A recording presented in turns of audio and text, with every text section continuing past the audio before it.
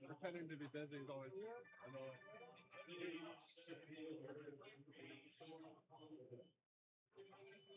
The worst part about working in an office, pretending to look busy. I feel like you have to look busy. Not all the time there's work. Sometimes there's nothing to do. Just pretending you work. But it looks bad if you're filing your time. You don't want to look like you're filing your time. I feel like people judge it. Oh yeah, the umpire. They call it umpire.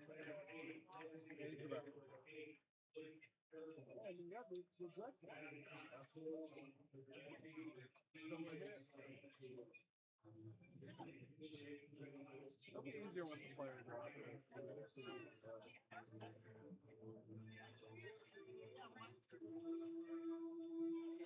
Welcome back to EQT Park here in Washington, Pennsylvania, as we get set for Game 3 of a 3-game series between the Washington Wild Things and the Evansville Otters. It has been all Washington this weekend. The Otters have been shut out in back-to-back games, a 7-0 loss on Friday, a 2-0 loss yesterday. They out-hit Washington, but didn't manage to bring a run across, as they had no runs on 7 hits. Meanwhile, Washington had 2 runs on 5 hits. The RBI double from Wagner Lagrange ended up bringing in Billy Sullivan in the first inning to make it 1-0. And now the 2 runs in the bases loaded walk in the third inning ended up making it 2-0.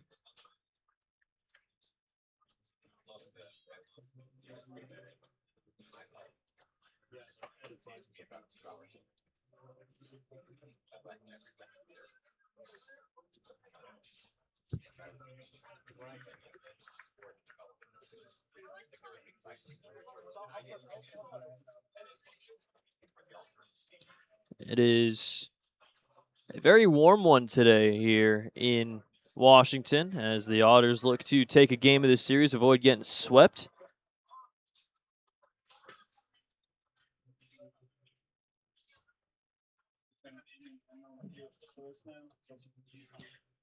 The Otters sitting at 45-31. Apologies, there were some issues with the with the broadcast. We're all good though now. Ready for Game 3 of 3 here from Washington. The Otters have been held scoreless in now 20 straight innings.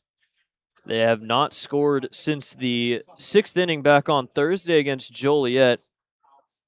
And they are now sitting at 45-31. Brockton, though, did end up beating Florence yesterday. And so Florence and Evansville now tied up still, but 8 games behind Washington for the division. Still in a comfortable playoff spot, though, today as they look to take Game 3 of this series. The Otters usually pretty good in series finales so far this season. In series finales, they are 17-6, but during day games under 500 at 8-9. So we just saw the plate meeting. Our umpires today, it is Max Langley behind the plate calling the balls and strikes with Juan Rodriguez at first base and Jose Navas, the crew chief, at third. Let's take a look at the starting matchup. It's Ryan Wiltsey getting the start today. Wiltsey had a 4.26 ERA in 69 2/3 innings. He's given up 60 hits, 33 earned runs, 28 walks compared to 54 strikeouts. Is coming off of a game against Windy City, Game 1 of the doubleheader, in which he gave up 4 earned runs in 5 innings with 6 hits. That was a 5-4 loss, the only walk-off loss of the season for the Otters after that Carlos Pena sac fly in Game 1 of the doubleheader a week ago. On the other side, Jack Brodsky's fresh off the IL. He has a 4.29 ERA in 42 innings. It was just on the 7 days, so he last pitched on the 1st against New Jersey through 5 innings. Gave up 6 hits, 3 earned runs, 3 walks, and 3 strikeouts. This is the first time that Brodsky's facing off against Evansville. Ryan Wiltsey, though, has pitched against Washington twice now. His first start was all the way back on May 13th. It was game 2 of a doubleheader there. He threw 4 scoreless, but it was a 10-1 victory by the Wild Things. So they took both games in that doubleheader all the way back in mid-May, and then the season high in earned runs given up for Wiltsey was against Washington as well. That was on June 30th. He threw 2 2/3 innings, gave up 11 hits, 10 earned runs, and earned the loss in that big 23-10 win by Washington. Hopefully we get the first version of that, the 4 scoreless from back on May 13th. It is a little bit of a warm one here, starting at 4:05 Eastern, 3:05 Central Time. After this, it's 6 straight games at Bosse Field as the home series and season comes to a close. 3 games against Gateway, then 3 games against Lake Erie. It should be a fun week at Bosse Field as we have a lot of promotions ready for fans, people of all ages. But for now, Otters trying to get a win here in Game 3 of the series on Sundays. They're 8-7, 5-4 on the road. But on the other side, Washington 6-0 at home on Sundays this year. And even with the back-to-back shutouts, the Otters still find themselves top 5 in the Frontier League in multiple offensive categories, such as batting average, on-base percentage, and hits. 772, which is third. Their average still second, even though it has dropped under 300 at a 299, and the on-base percentage fifth in the Frontier League at a 383. Otters trying to get some offense going here in Game 3 against Brodsky. The lineup for Evansville looking a little bit more, I guess, normal compared to what we saw yesterday. It's Ponder, Jones, and Brown. Marcos Gonzalez the top 4 with Robertson behind him batting 5th. LG Castillo's in left field batting 6th.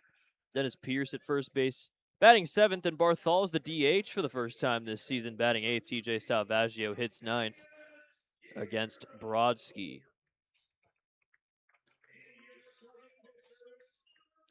Oh, just about to get started here in Game 3 of 3 from EQT Park. We'll head to the national anthem before first pitch on this Sunday afternoon on the Otters Digital Network.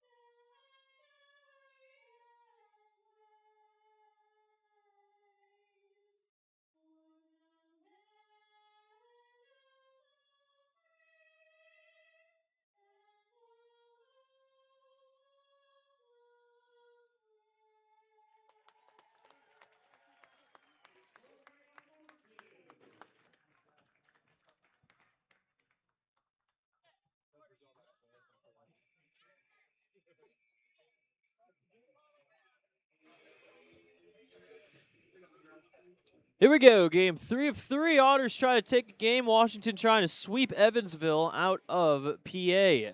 Head back home for 6 after this one. Washington has 15 road games in their next 18 after this series, as they're off to Mississippi, a very, very long road trip. I was told it was about 14 hours at Mississippi, then back at home to play the Otters again. We'll be back here in about a week and a half, and then they have 3 straight road series against Joliet, Gateway, and Florence.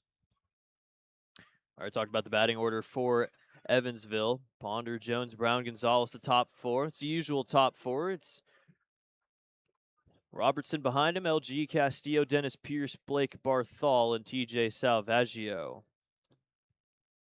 On the other side, though, for Washington, it's Ryan Ford leading it off at third base with Kyle Edwards behind him in center field. Jeff LaCory in right field batting third. Andrew Check at first. In the cleanup spot, Wagner Lagrange in left field bats fifth. Cole Fowler's the DH hitting sixth. Caleb Ketchup hitting seventh at shortstop today.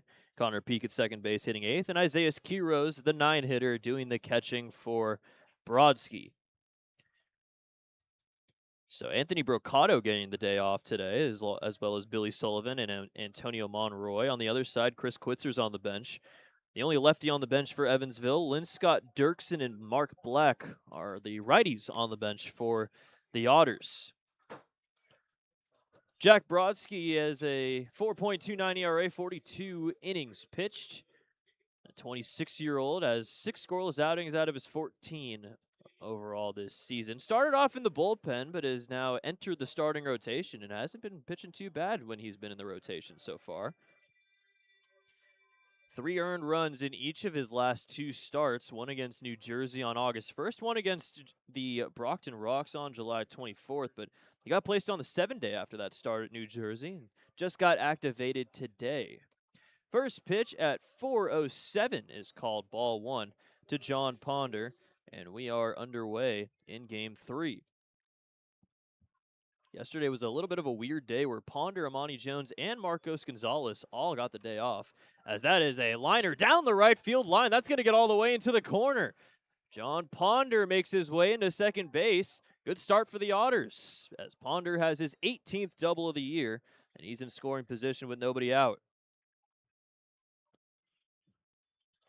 Ponder already leading the team in doubles this season, has number 18, and the Otters looking to end that scoreless streak relatively early here in the first inning.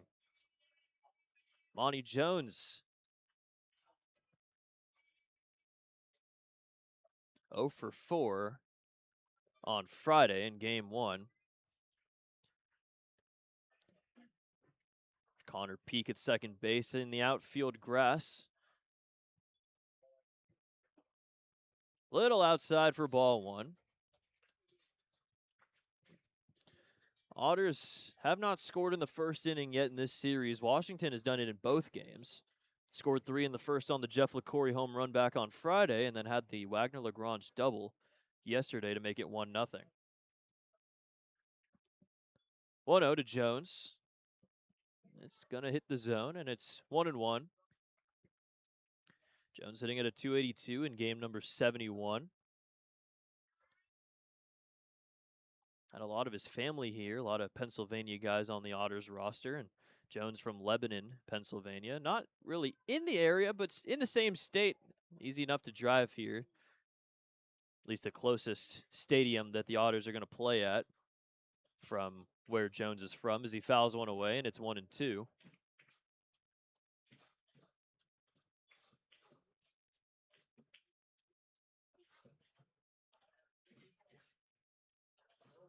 Ponder on second, nobody out in the top of the first inning. 1-2 from Brodsky. Little low. First time Brodsky's facing off against the Otters in his pro career. His home ERA is a 3.86. 229 opponent average compared to 243 on the road with a 4.82 ERA. 2-2 pitch. There's a grounder over to first base. Andrew Check will take it to the bag himself, and that's out number 1. Ponder will head to third base, though, and he's 90 feet away from the first run not only of the day, but of the series for Evansville.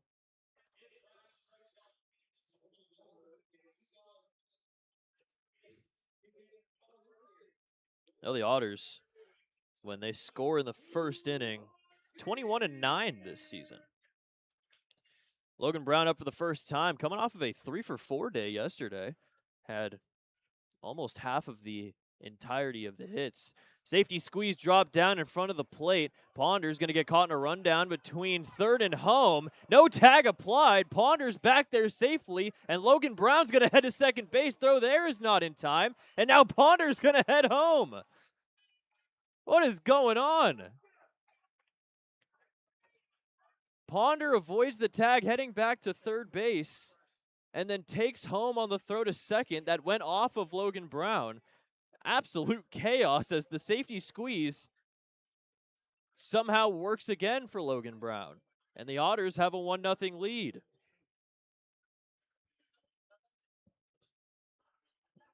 I think it's a 2-base fielder's choice. That is a insanely weird way to get a first run, but it is a first run nonetheless as Logan Brown finds himself to second base. And the Otters' scoreless streak is over. In the first inning, they lead it 1-0.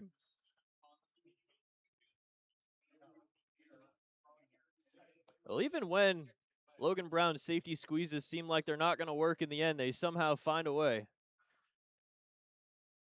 And Logan Brown's going to get counted for that RBI as well. He's on second base with one out for Marcos Gonzalez. His first at bat, and the first pitch from Brodsky is high for ball one. Absolute chaos on that play. Quiros, rather than throwing to second base, was talking to the third base umpire, Jose Navas, and Logan Brown took advantage of that and headed to second base. And then when Quiros threw it over there, it went off of Logan Brown over to shortstop, and it allowed Ponder to score from third.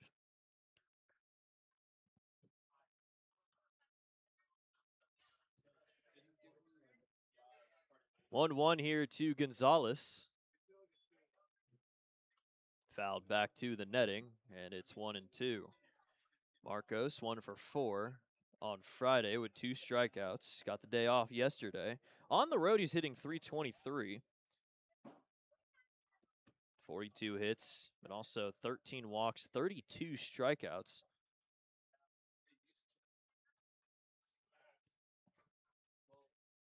One-two from Brodsky. As a high chopper over to second base, Connor Peak will throw to first in time for out number 2, as Logan Brown will take third base. And now Logan Brown 90 feet away from a second Otters run with 2 outs for Blake Robertson.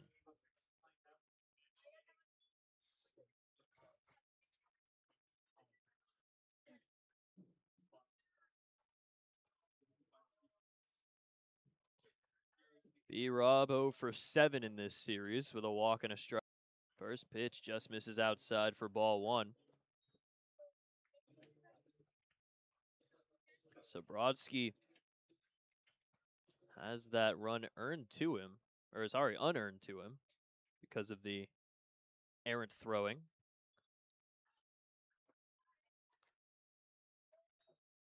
A error did get given to Quiros as the E2 on that throw that got past Peak at second base and allowed Ponder to score. A little low, and it's 2-1. Well,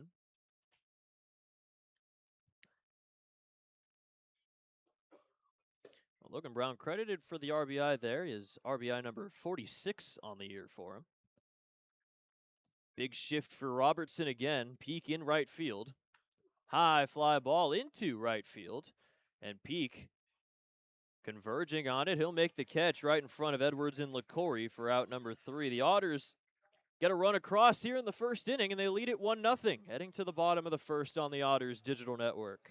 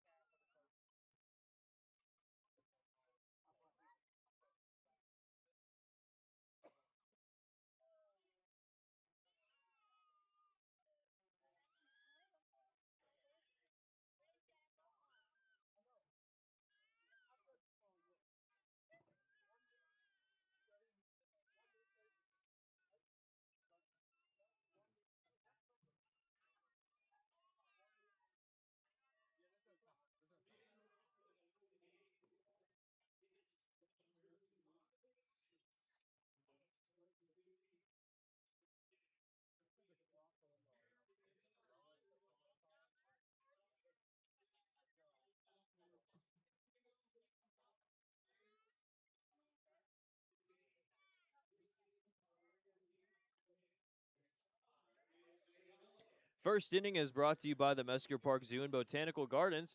Visit the Mesker Park Zoo at 1545 Mesker Park Drive in Evansville, Indiana. The Otters bring a run across for the first time this series, and Ryan Wiltsey taking the mound with a lead before even throwing a pitch here against Washington.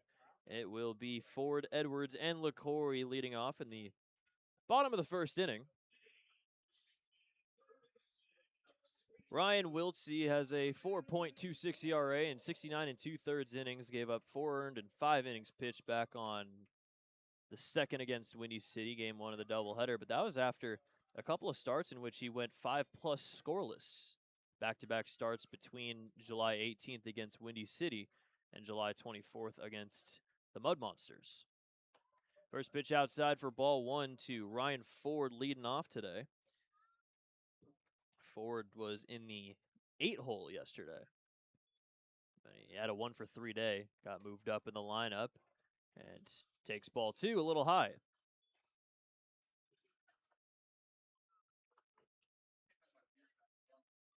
Ford at home hitting .282 this season, 3 homers with 14 RBIs. So that's called a strike, and it's 2-1.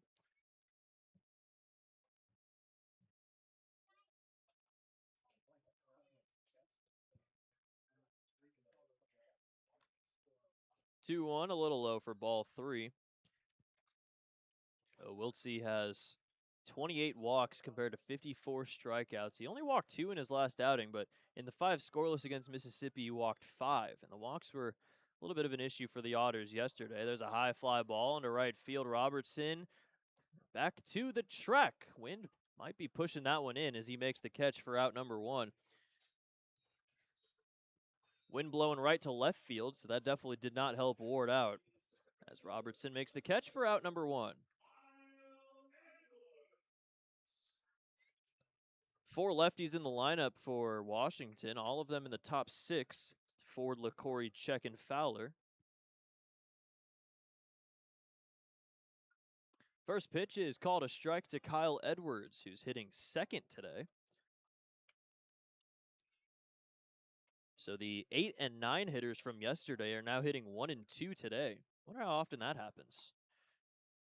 Edwards hitting .227. He went 1-for-3. Has a hit in his last 5 games. But he also struck out twice, which was his 17th game with multiple strikeouts.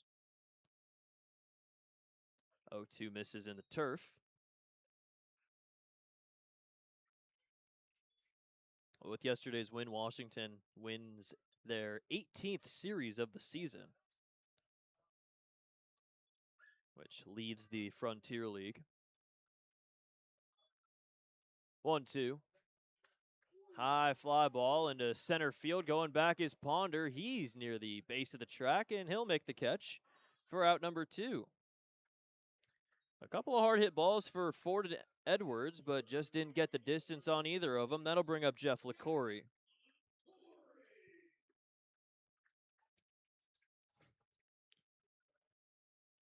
Jeff LaCory against Wiltsey, 2-for-4 with 2 singles. Against the Otters, lot of hits. He's driven in 20 runs against the Otters, 20 of his 59. They included a bases loaded walk yesterday that made it 2-0. That was the score from the 3rd inning on.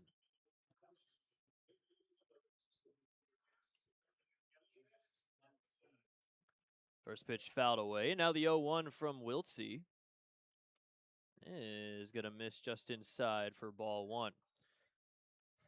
LaCory 0-for-2 yesterday, though, with the RBI, the bases loaded walk. He ended up walking twice. 1-1. A little low on the fastball.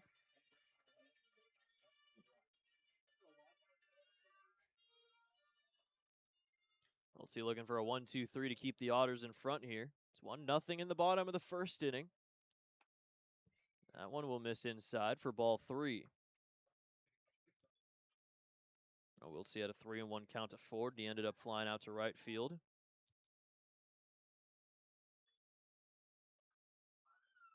3-1 grounder down the first base line, foul, and it's a full count, 3-2. Well, with Foster's 8 scoreless and Kowalski's quality start, Washington's up to 34 quality starts on the year.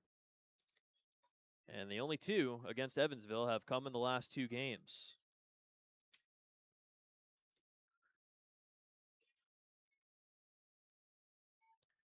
Three-two from Wiltsey. That is a liner over the leap of Jones and into right field for a base hit. Jeff LaCory, another base hit against the Otters. As he's 1 for 1, that'll bring up Andrew Check.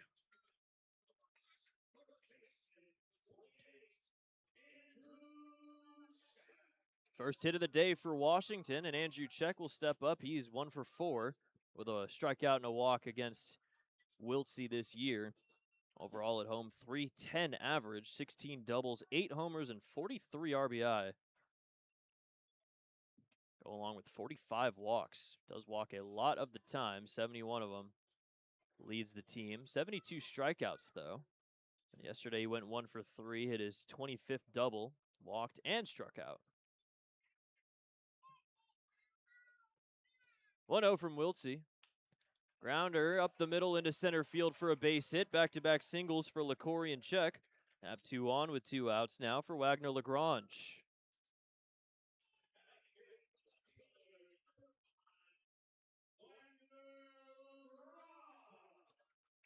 Wagner-Lagrange had an RBI in the first inning yesterday. His double that went right in between 3 defenders in right field. Got in between Linscott, Barthol, and Robertson. Barthol made a very nice attempt at a diving catch, but it went off of his glove. Ended up scoring Billy Sullivan from third to make it 1-0 yesterday. Now he's in an opportunity here to do it again in Game 3 of the series. First pitch from Wiltsey is called a strike.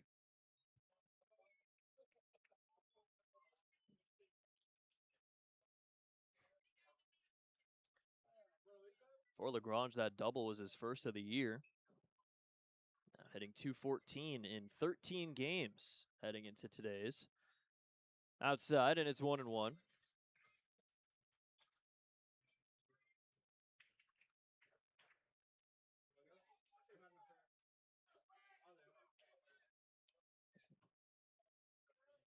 Lagrange runners in scoring position, 5 for 13 to start the year.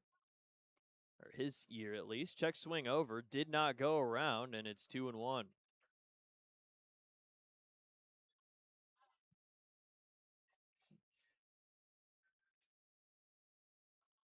First time Lagrange is facing off against Wiltsey this season. It's the first time he's played against the Otters this year, but has played Evansville a lot, just considering the fact he's been with Washington for so long. 5th season now with the Wild Things. So that one will miss high and away for ball 3. Walk would load the bases with 2 outs for Cole Fowler.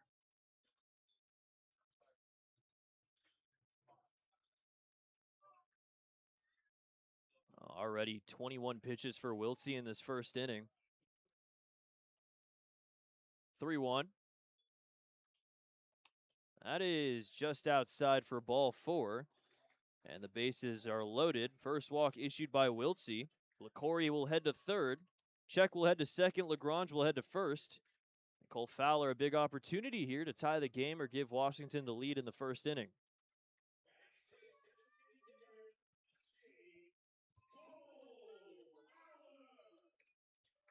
Washington has scored in the first inning in each of the first 2 games of the series. When they score in the first inning, record very good, but they didn't score first, which was what happened yesterday. Scored first, now raises their record to 40-6. So luckily that's not. Luckily the Otters scored first today. First pitch missed for ball 1.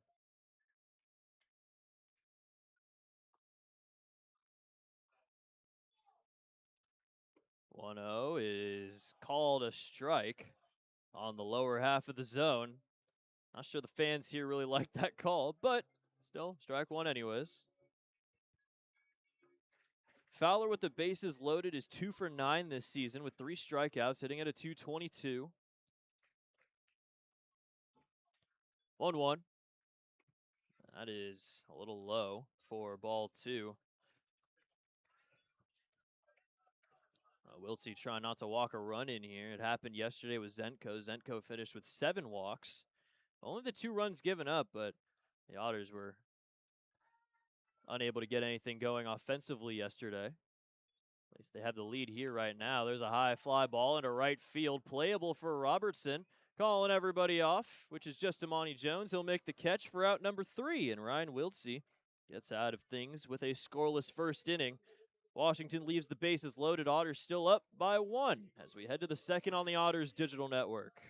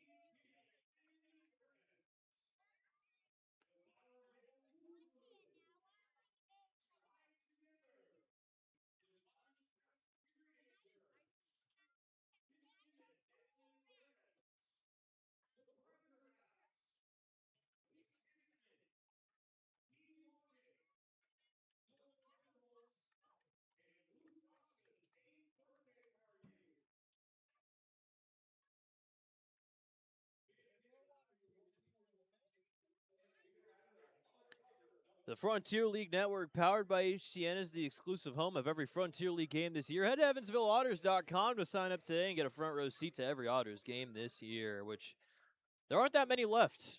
There aren't that many left. We're already 9 days into August. Less than a month until the regular season is over. It's going to go by quick, that's for sure, especially the 6-game homestand. It's Gateway and Lake Erie. And then back here for 3, back home to play Florence, and then on the road at Schaumburg, back home to play Lake Erie, and then down east for 6, and that will be it for the regular season.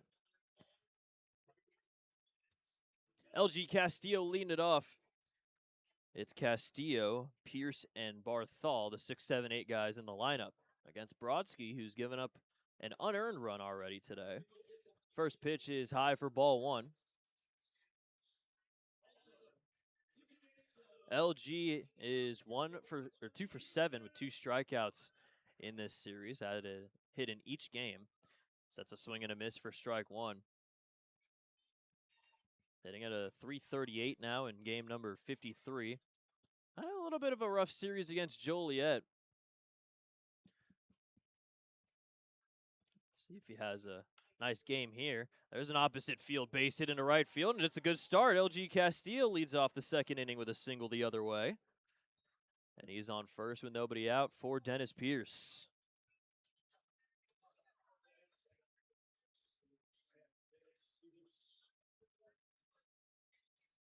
Dennis Pierce, back-to-back 1 for 3 games with 1 strikeout on Friday and in yesterday's contest. Second hit of the day for the Otters. That Castillo single the other way.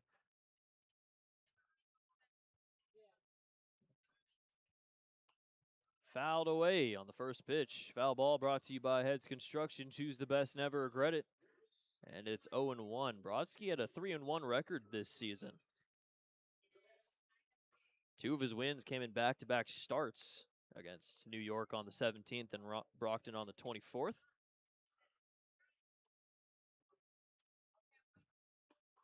Called a strike, and it's 0-2. For Brodsky, his only loss was on July 11th against Lake Erie. And we actually pitched pretty well.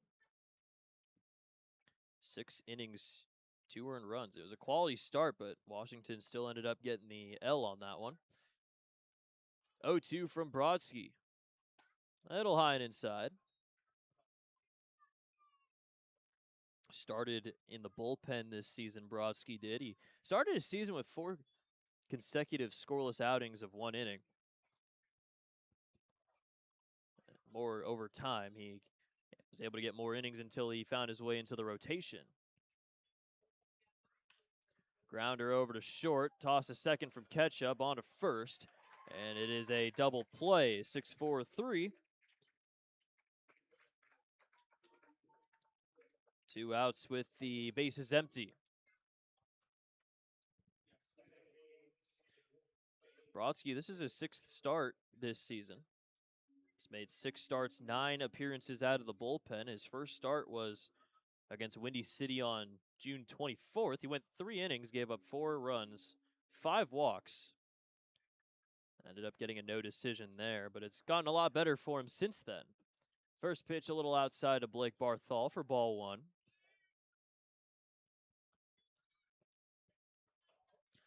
Barthol had his first hitless game of the season with Evansville.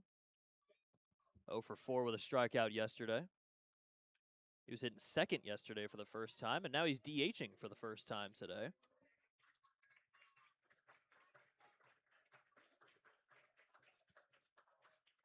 One and one now to Barthol from Brodsky.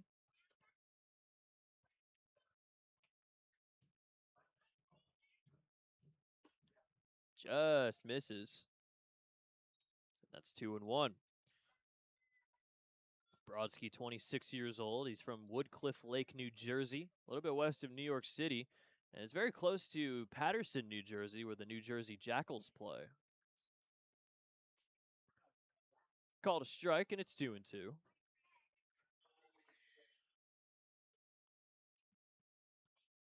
First professional season. He missed all of 2025 with injury after his 2024 season with Tampa in the D2 ranks, as that's strike 3, and Barthol goes down swinging. First K for Brodsky, and he throws a 1-2-3 second inning. Led to the bottom of the second, 1-0 Evansville, still up on the Otters Digital Network.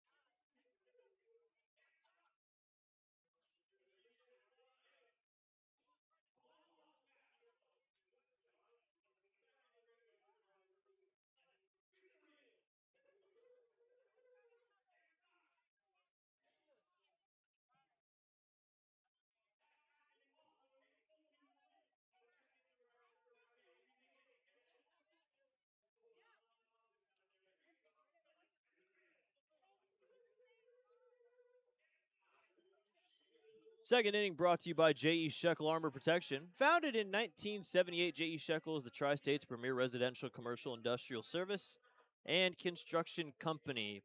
Today, we're going to be looking at things that were going on in 1978. Why? I don't know. Just feeling like it. World Cup was in 1978. Pretty good. Bee Gees were kicking it, still making those bops. 1978. How many years ago was that? That is 48 years ago.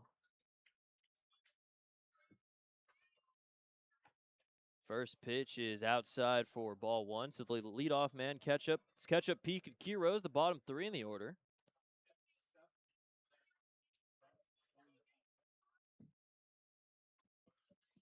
Called a strike, and it's 1-1. Volkswagen Beetle was in its first bit of production back in 1978. Disco was a big thing there. That'll miss for ball 2.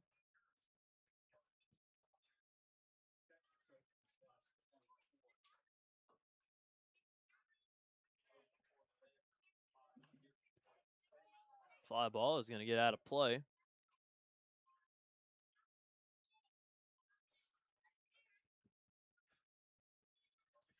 1978, the Oakland A's traded Vida Blue to the Giants for 7 players.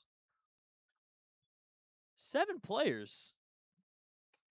It's like when Ricky Williams got traded for the entire draft for the Saints. That wasn't in 1978 though. That was a lot more recent. 3-2. High fly ball will go foul. Caleb Ketchup, another 0 for yesterday, 0 for 3, is now 1 for his last 33 in his last 9 games. So he's been on a little bit of a slump here recently. Another payoff from Wiltsey. Ripped back up the middle and into center field for a base hit.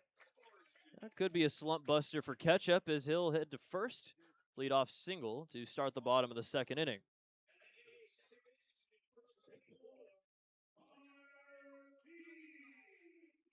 That'll bring up Connor Peak.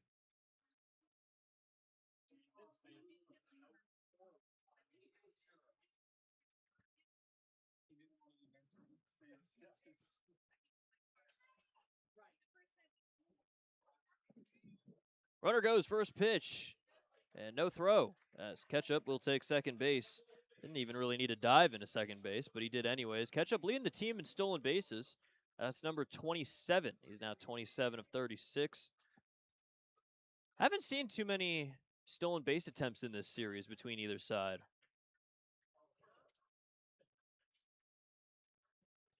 Well, no. Fly ball is going to get out of play. So tying run for Washington, now in scoring position with nobody out. Now 1-1 to Peak. He went 0 for 3 yesterday with a walk. The Otters pitching was really good, especially the bullpen. Joe Morrissey ended up throwing 3 1/3 scoreless with 4 strikeouts. His 4 Ks in multiple games now tied the season high for most strikeouts by a reliever in an outing this season. That'll miss high, and it's 2-1. Now Logan Brown heading out to the mound. First look at the out-of-town scoreboard, as there are some games going on right now. New York's up on Sussex 2-0 in the 3rd inning. Florence is beating Brockton 5-0 in the 4th inning. And they have 2 on with nobody out, so it could get a little worse for Brockton there. Mississippi Schaumburg just starting. Twa shut out Ottawa 2-0 through a 2-hitter. Lake Erie scored 10 in the 7th inning, and they won 15-4 against Down East. That's all we got right now, but later today it's Windy City, Tri-City, Joliet Gateway, and New Jersey against Quebec. Fouled away, and it's 2-2.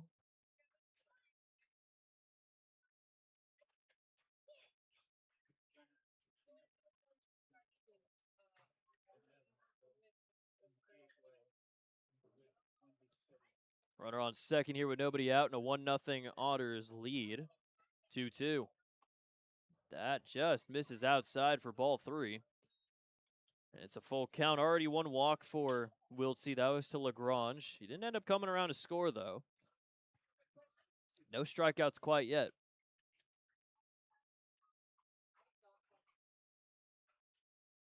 Payoff from Wiltsey.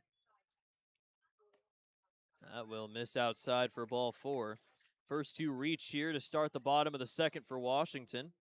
That'll bring up Isaiah Quiroz.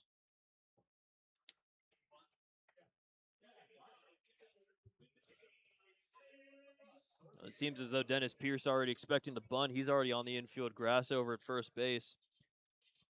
Marcos Gonzalez moving up there as well.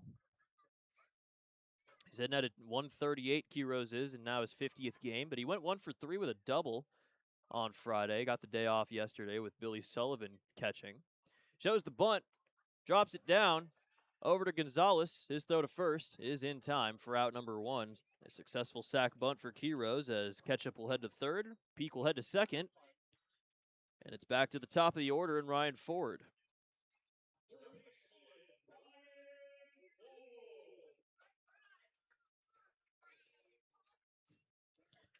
Go-ahead run for Washington now in scoring position. Peak at second, Ketchup at third with 1 out.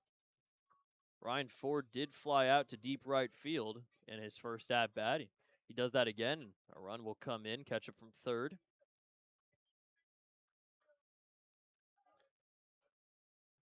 First pitch from Wiltsey is called a strike. Ford now 0 for 2 with a strikeout against Wiltsey this season. He only had one plate appearance against him before this game.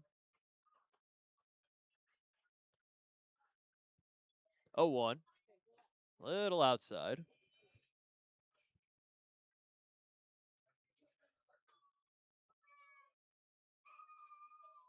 Ford was with New Jersey the last 2 seasons. His first professional year, he hit .207 in 68 games, but he did hit 10 homers and drive in 39 runs. High fly ball, very high fly ball into foul ground. Dennis Pierce will give way to Amani Jones, who will make the catch. No tag from either side at third or second base. And that's a big out number 2 for Wiltsey. The F4 will get 2 outs on the board and keep catch up at third and peak at second.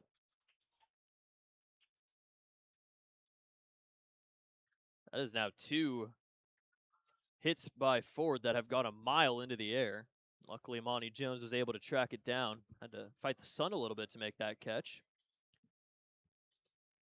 Edwards flew out to center field in his first at-bat. He's 0 for 1. Wiltsey did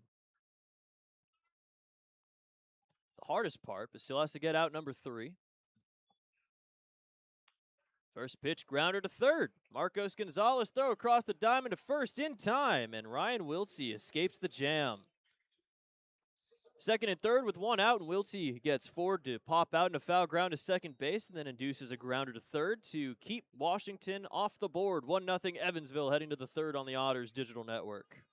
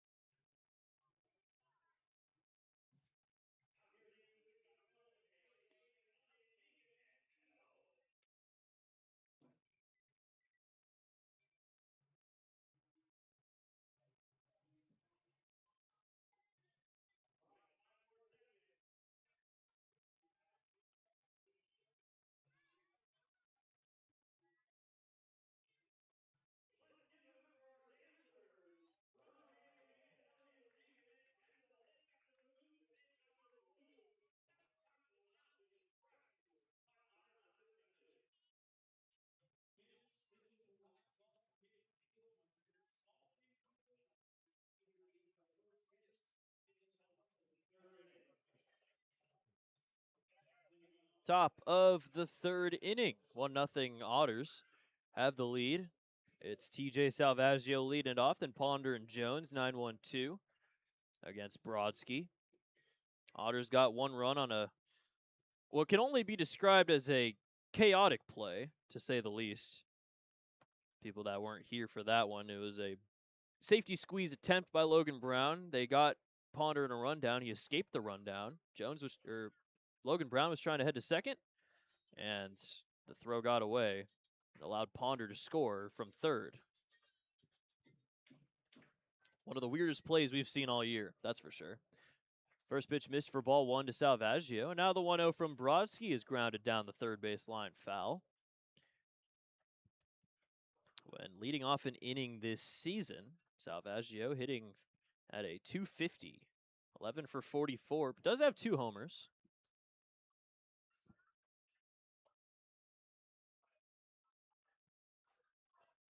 1-1. Little high and in. Brodsky was on Tampa for 2 seasons, was with Emory for his first 4. Spent a lot of time in collegiate ball and gotten a decent amount of redshirt seasons as well. There's a blooper into left center field. That's going to get into the gap. Cut off by Edwards, but Salvaggio heading for second base. Here comes the throw. Not in time. Salvaggio evades the tag at second base, and he has a leadoff double. Throw beat him. Looked like he hit a swim move to avoid that one. Let's take a look. Tag. He gets his hand just underneath the tag. And that double is brought to you by Deerhead Sidewalk Cafe and Bar. Deerhead double-decker double, as there's a runner on second with nobody out for John Ponder, who also has a double today. Led off the game with a double, ended up coming around to score. First pitch low and away for ball one. It's the third hit of the day for Evansville. For Salvaggio, it's double number 15.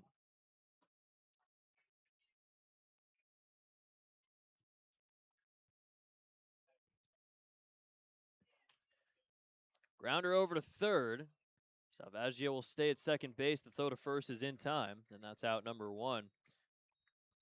Salvaggio thought about taking third, but got looked back by Ford. As he stays put at second base, now one out for Amani Jones. Jones, 270 average with runners in scoring position. 17 for 63. He grounded out to check at first base in his first at-bat.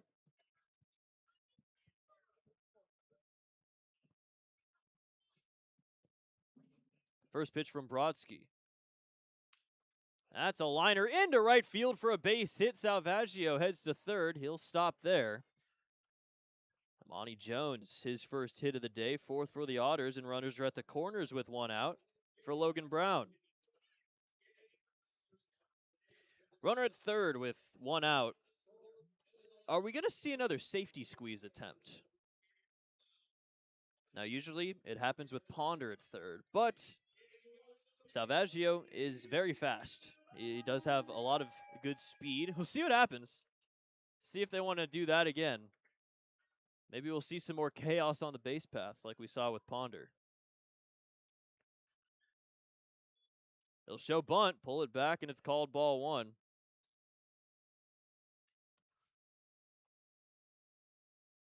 Somehow, some way, the safety squeezes always find a way to work out. It just happens. Salvaggio was nearly halfway down the line when Logan Brown pulled that bunt back. Now he drops it down over to first base. Check, throw to home is in time. And that is out number two. So the safety squeeze doesn't work out in the favor of the Otters, as Logan Brown will reach on another fielder's choice, but Salvaggio's out at the plate. And that's out number two.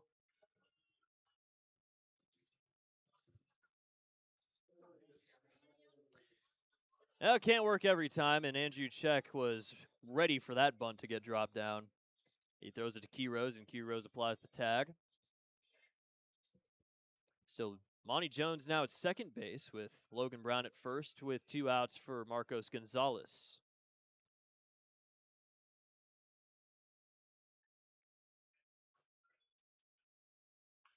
Grounder up the middle. That's going to get into center field. Here comes Amani Jones. He's rounding third, and he will score. Marcos Gonzalez brings in a second run, and the Otters lead at 2-0.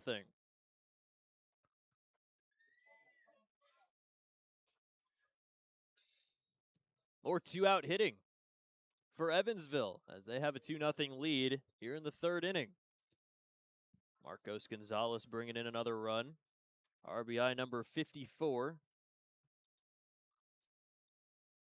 Blake Robertson, 2 on with 2 outs. Logan Brown now at second with Marcos Gonzalez at first. So even with the failed squeeze, Otters still get a run across here in the third inning.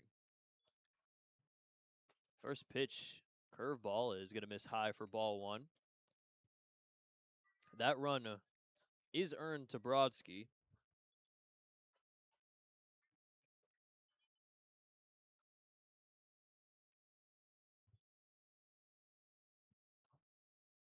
Robertson flew out to right field in his first at-bat. 1-0 is going to miss just outside for ball two. No walks yet for Brodsky, but a walk would load the bases for LG Castillo. Robertson with runners in scoring position, 267 average, 12 for 45. 2 homers, also 10 walks. 2-0 from Brodsky. That will miss low for ball 3. Nothing in the zone yet for B-Rob. 30 walks, 42 strikeouts this season.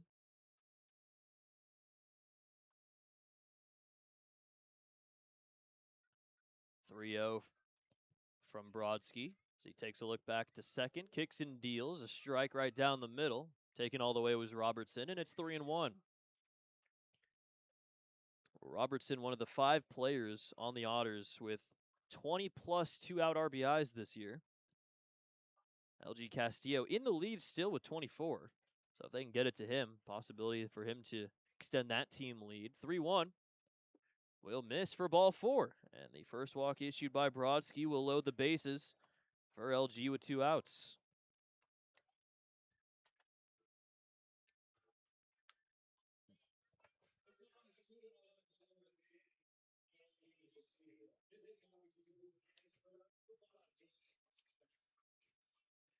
Well, LG Castillo, the Washington Wild Things here at EQT Park have a mother clucker of the night. I don't even know if I can say that on the broadcast, but I'm gonna say it anyways. A mother clucker of the day, I guess in this case. They have chosen LG, so we will see if the chicken noises will fuel him. He does already have a base hit. Led off the second with a single, but was the first out in a 6-4-3 double play grounded into by Dennis Pierce. But if you can hear the chicken dance music being played in the background, that explains why. LG is hitting 2 for 8 with the bases loaded this season. You don't get too many at-bats. Got to take advantage here and extend that lead. First pitch from Brodsky. Swing and a miss for strike 1.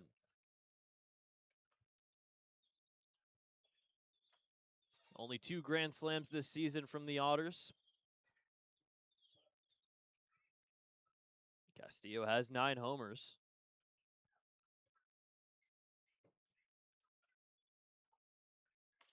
That's ripped into center field for a base hit. 2 runs are going to come in, and LG Castillo has made it a 4-0 Otters lead.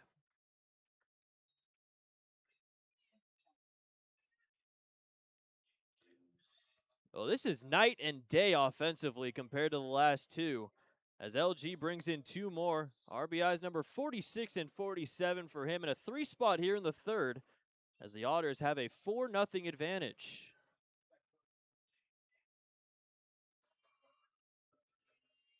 Two-out hitting continues. LG does extend his team lead. 26 2-out RBIs this season. He's on first now with Robertson at second. First pitch to Pierce is outside for ball 1.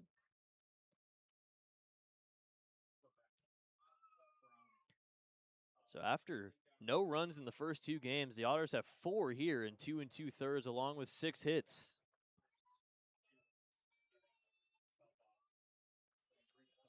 One 0 to Pierce. Fouled back.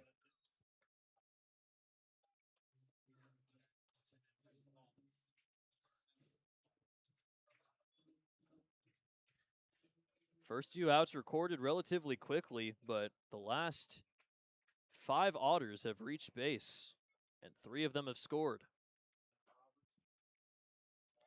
1-1. Little low for ball 2. It was a single from Jones, the fielder's choice squeeze play that didn't end up working, but I'm not sure.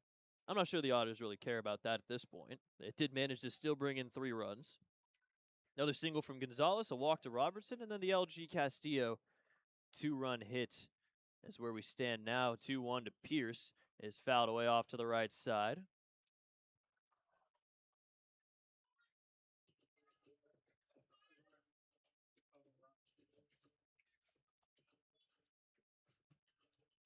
Four nothing here in the top of the 3rd inning. Otters might not be done. See how things go here with Dennis Pierce.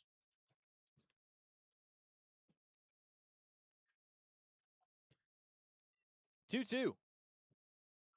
Grounder over to Andy McCauley. He didn't make the play. Come on, Andy.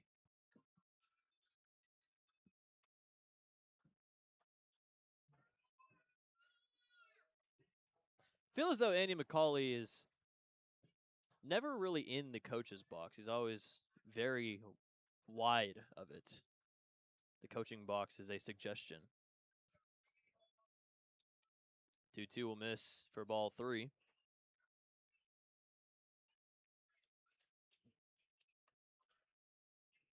One thing we can say about Andy McCauley is that there has been a lot of times where he has made the correct call when trying to bring somebody around third. We've rarely seen somebody get thrown out at the plate this season. 3-2 runners go as that's called strike 3. Pierce thought it was ball 4. He'll get the bad news as that one hits the outside edge. Second K for Brodsky. But 3 runs come in for Evansville. The RBI single from Marcos Gonzalez, and then the 2-run single for LG Castillo makes it 4-0 as we head to the bottom of the third on the Otters Digital Network.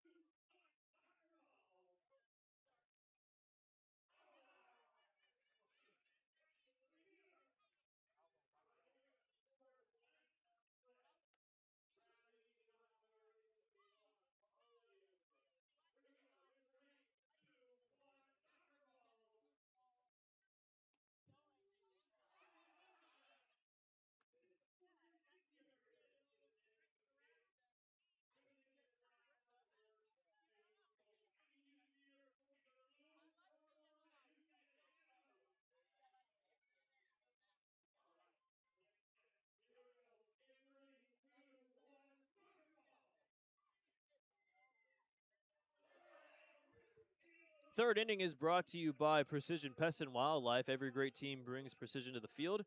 We bring it to your home and business. Call 812-993-3341 or visit precisionpestwildlife.com. Let's elevate the standard together.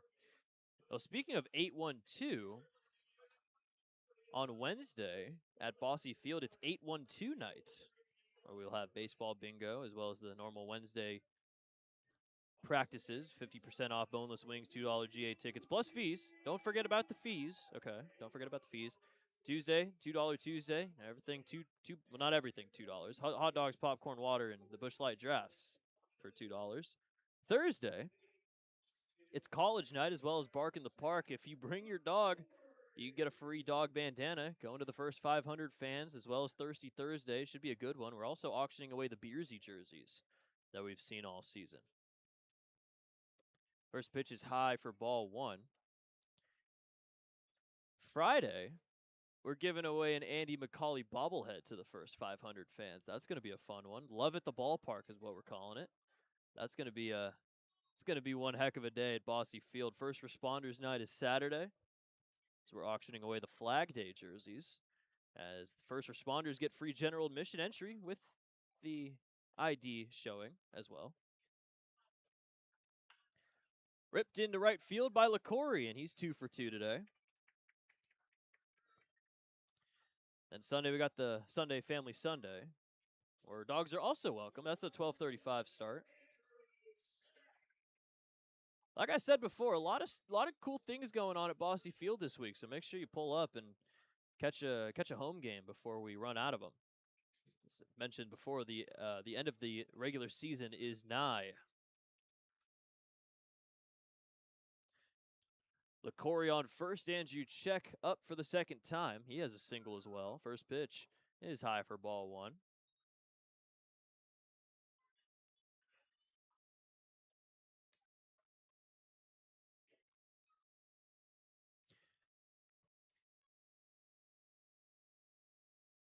One 0 to Check is a high fly ball into foul ground. Marcos Gonzalez over near the Otters bullpen. He'll make the catch, and that's out number 1. LaCory stays at first base. And Check skies one into foul ground and gets the first out in the bottom of the third. We've seen a lot of traffic so far for Wiltsey today, but so far hasn't bit him. Has still managed to throw 2 1/3 scoreless. Pitch count a little bit on the higher side. It's at 50. A lot of first pitch swinging though from Washington, which has helped out, but also a couple walks for Wiltsey. First pitch called a strike to Wagner Lagrange, and it's 0-1.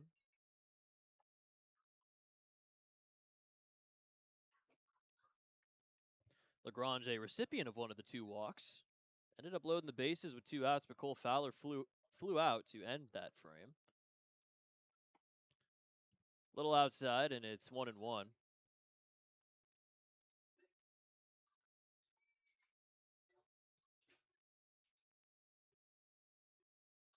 LaCorey keeps on finding ways to hit the ball against the Otters. He is a scary man. Fly ball off to the right side. It's going to remain at 1-2 as that foul ball is brought to you by Heads Construction. Choose the best, never regret it.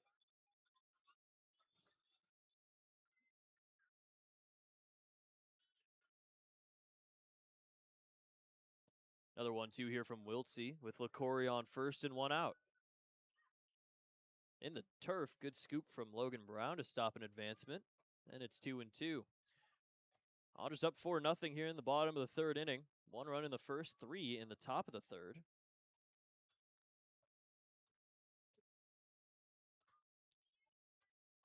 Offense looking like it's back to normal in Game 3 of the series. 2-2 misses low. Lagrange, 7 walks, 8 strikeouts this season. Past years with Washington, doesn't really walk all too often. Has 20 walks or less in each of his last 3 years with the Wild Things. Runner goes. High fly ball into right field. Going back is Robertson. He's at the wall, and he'll make the catch for out number 2. LaCorey will head back to first base. Another fly ball that just misses from going out of the yard and maybe pushed by the wind again.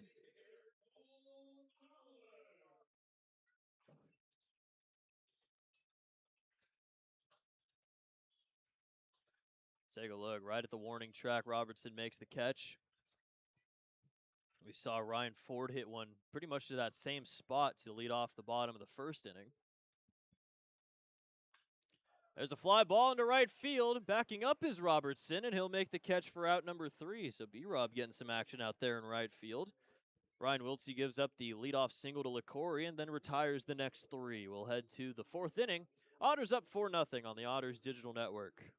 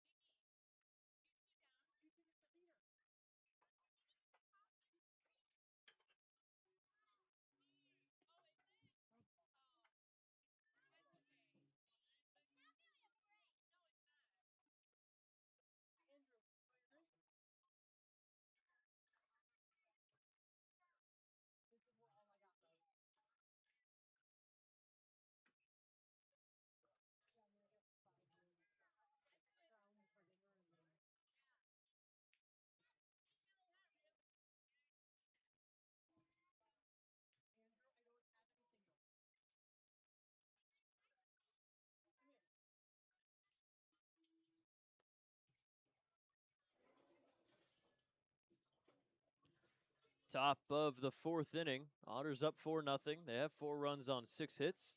No errors. On the other side, Washington has no runs with 4 hits and 1 error. It'll be Blake Barthol leading off, then TJ Salvaggio and John Ponder, 8-9-1 against Brodsky, who has given up 4 earned runs now for the 3rd time this season.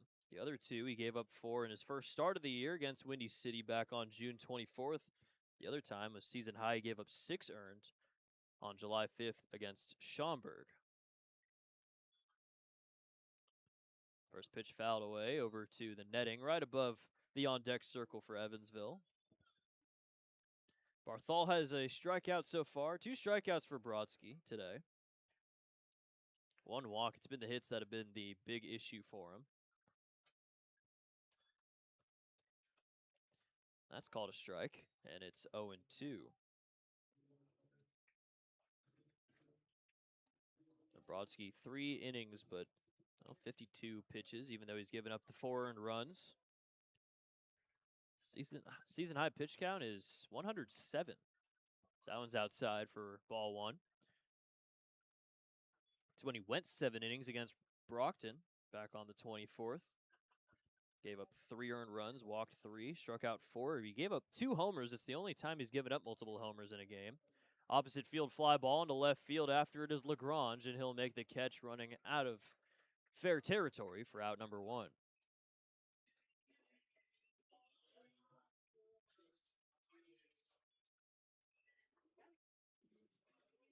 TJ Salvaggio hit a double in his first at-bat. That was last inning in the 3rd.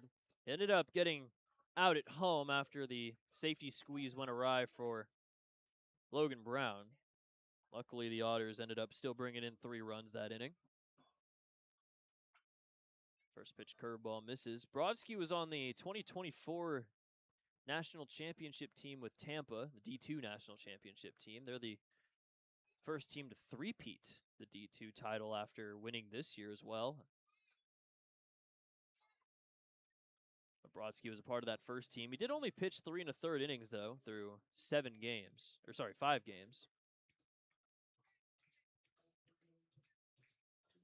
Pitched from mid-February to early March and then missed the rest of the year. Little outside, and it's 3-0. Only 1 walk issued by Brodsky today. That was to Blake Robertson.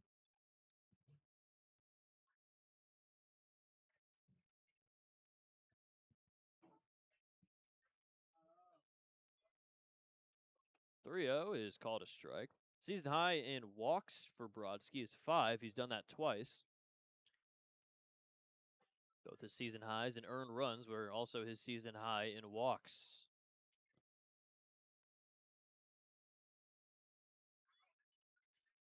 .31 check swing liner foul. So that'll get out of play. Brodsky had a good season with Tampa, though, in 2023, 2.63 ERA and 27 1/3. He had a 10.2 strikeouts per 9. First 13 innings were scoreless. That's high for ball 4, as Brodsky loses Salvaggio, as he'll take first. Back to the top of the lineup in Ponder with a runner on and 1 out.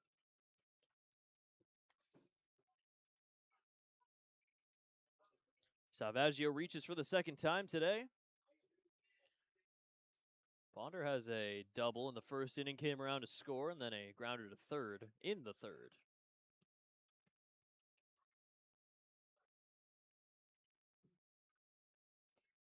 Salvaggio still a perfect 17 for 17 on stolen base attempts this year.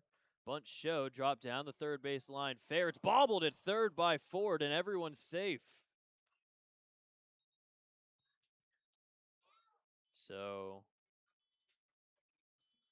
most likely an error for Ford. That will be an E5, which will allow Ponder to reach, and will move Salvaggio to 2nd base.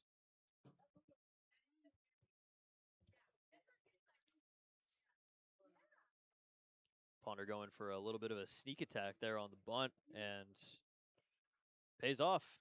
Ford couldn't handle it over at 3rd base. Now 2 on with 1 out for Amani Jones. We'll see if he shows bunt here. Ford seems to think so. He's up on the infield grass. First pitch from Brodsky. No bunt showed. Curveball's called a strike. Jones 1 for 2. Has a grounder to 1st in the 1st inning. Singled in the 3rd. Came around to score. Otters looking to extend their 4-0 lead. 2 on with 1 out.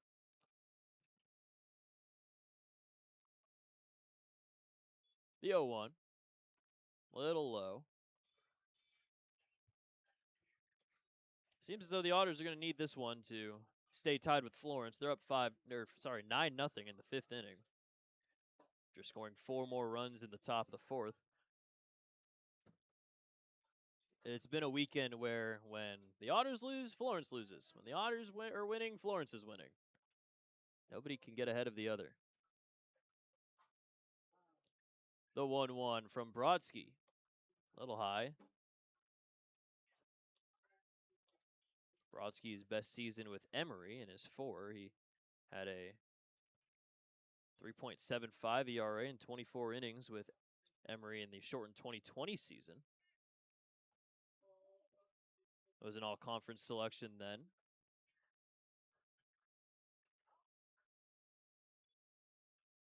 2-1 will miss high for ball 3. Walk would load the bases with 1 out for Logan Brown, who's already reached twice. I'm not gonna say anything, but a certain safety squeeze might be in play again. You never know. 3-1. Brodsky kicks and fires. That's a grounder back to him. Throw to second for 1, on to first, and it's a double play. 1-6-3. That will end the inning. So Brodsky is scoreless top of the 4th. We'll head to the bottom half. Otters have a 4-0 lead on the Otters digital network.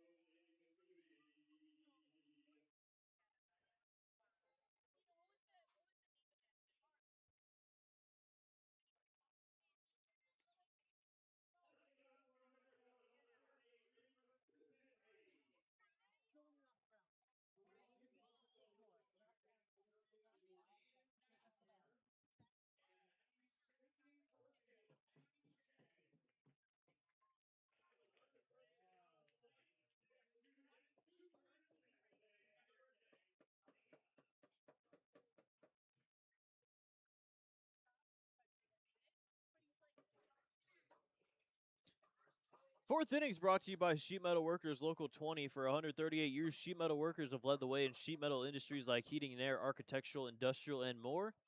Visit smart20evansville.com for more information. SMART20EVANSVILLE.com. I think I'm getting better at that spelling thing.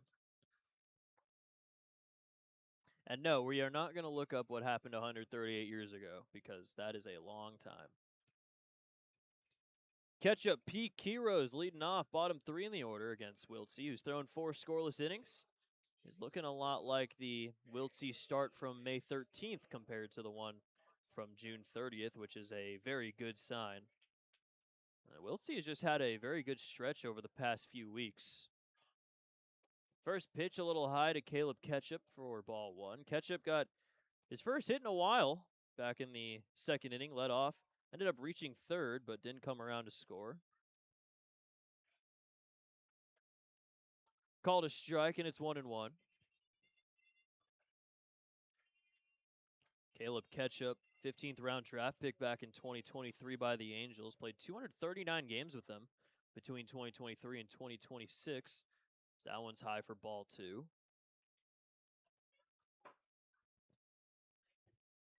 Played with the Angels in spring training this year. Only 1 game. It was on March 8th against the Rangers. He went 0 for 2. Drove in a run, though. Misses a little outside for ball 3. Made it all the way to the Rocket City Trash Pandas at Double-A. Struggled a little bit with them, though. Hit 136.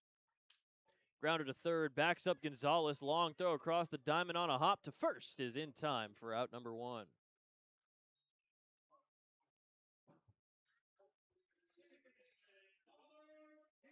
Ketchup's out number 1. That'll bring up Connor Peak for the 2nd time. as one of the 2 walks issued by Wiltsey today.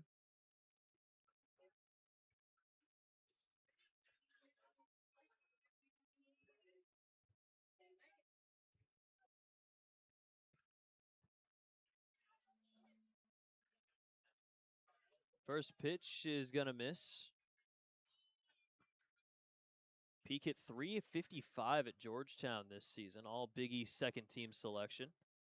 Led the team in stolen bases with 18 and total bases with 110. Top 10 in a lot of different categories in terms of the single season record for the Hoyas. 7th in hits, 6th in games played, 6th in runs scored, 8th in sac flies. Called a strike, and it's 1-2. Georgetown ended up finishing at 500, 28-28 this season.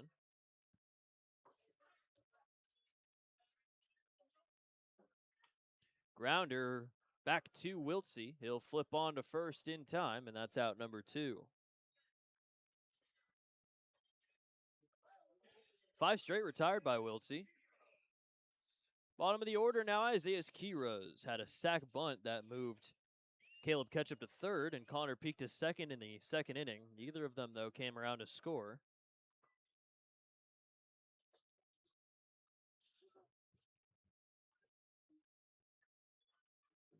First pitch from Wiltsey. A little low. Quiroz spent last season with the Hagerstown Flying Boxcars, teammates with Mark Black. Also with the Lexington Legends.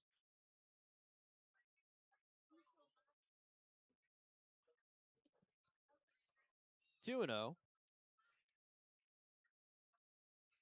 Spent a lot of time in the Atlantic League.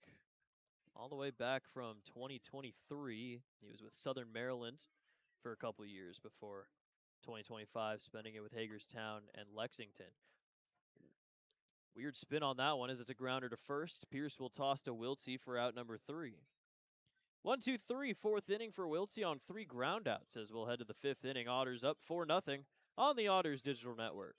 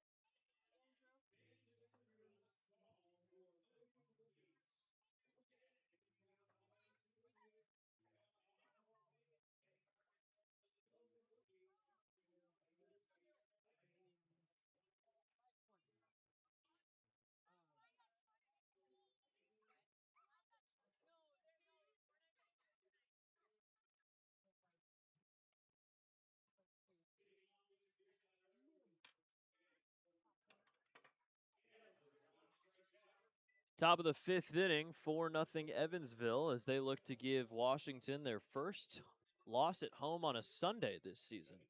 6-0, overall 9-4 on Sundays. It'll be Logan Brown leading it off. Marcos Gonzalez behind him. Blake Robertson batting third. 2 lefties in the top 3 against the righty in Brodsky, who's back out there for a 5th inning of work. He's given up 6 hits, 4 earned runs, 2 walks, 2 strikeouts. Logan Brown is 0 for 2. He's reached twice, though, on 2 fielder's choices. A couple of bunts dropped down for him. First pitch called a ball. He does have an RBI, though, today.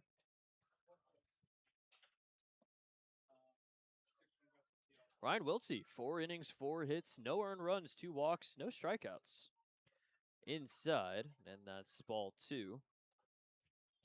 It's a very interesting line. 0 strikeouts, but still managing to get 4 scoreless. A lot of fly balls and ground balls hit by Washington. Wiltsey only has 1 outing this season where he has not had a strikeout. So that's called a strike, and it's 2-1. And that was when he threw an inning against Florence back on June 26th, and then the game got suspended. 2-1. It's a grounder off the glove, and off the glove again. Everyone's safe. That was a crazy play. Off the glove of Brodsky, and then Ketchup tried to go for it, went off of his glove. He tried to glove flip it over to first base. Logan Brown has just found the craziest ways to get on today.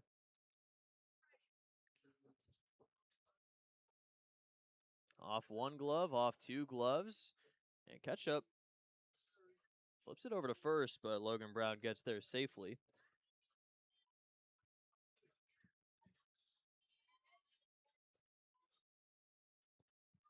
Runner on first, nobody out, Marcos Gonzalez.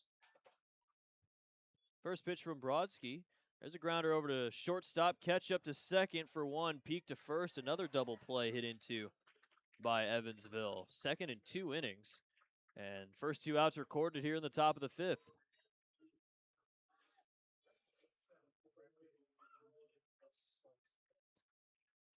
Ketchup making up for his bobble against Logan Brown. Starts the 6-4-3.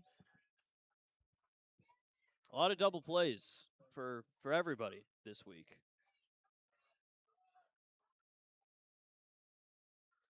Two outs. Blake Robertson takes ball 1.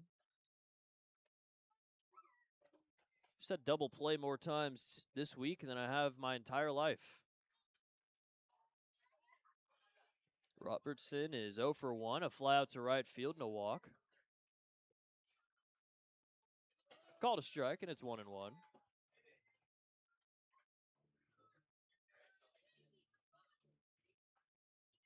Robertson hitting at a 289 coming into today.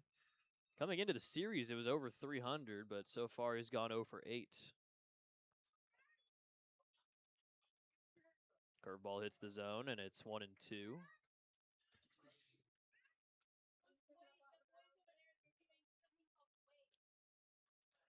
Otters lead at 4-0. That base hit from Logan Brown, the infield single, puts the Otters hit total up to 7 on the day. Same amount of hits as they had yesterday, but now they have runs to show for it. Little outside. Good take from B-Rob, and it's 2-2. Robertson, the native of Edmond, Oklahoma, in the OKC area. One of the few gentlemen that have taken the risk of playing for both Oklahoma and Oklahoma State. Before being a 7th round draft pick in 2022 by the Rays. The first season in indie ball for Robertson. Originally signed with Cleburne in the American to start the year, but ended up coming to Evansville. Didn't even play a game with the Railroaders. 3-2 is ball 4, and another good take from Robertson as he takes the walk. Third walk issued by Brodsky, and 2 of them have gone to Robertson. He'll take first, and that'll bring up LG Castillo.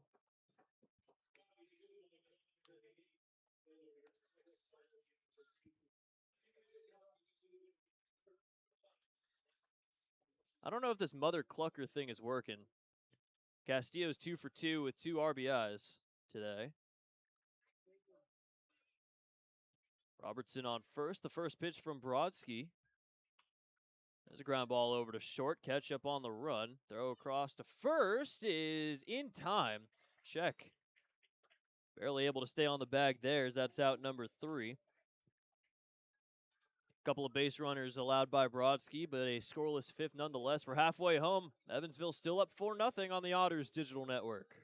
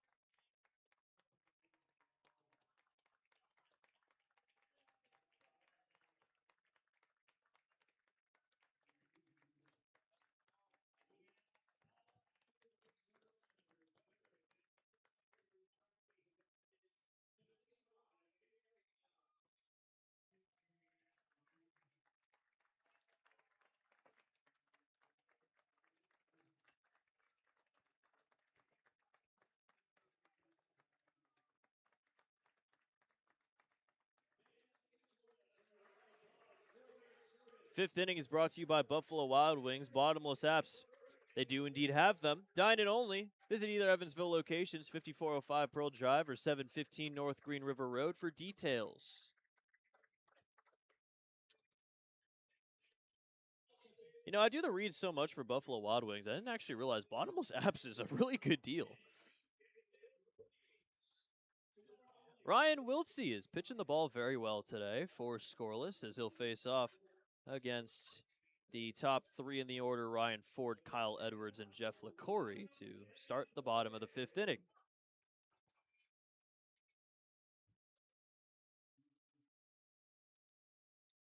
Wiltsey has 6 starts this season with 0 earned runs given up. Now, one of them is the inning against Florence in which he got suspended, but the other ones have gone in starts of 4 innings or more. His season high in innings pitched by or a scoreless outing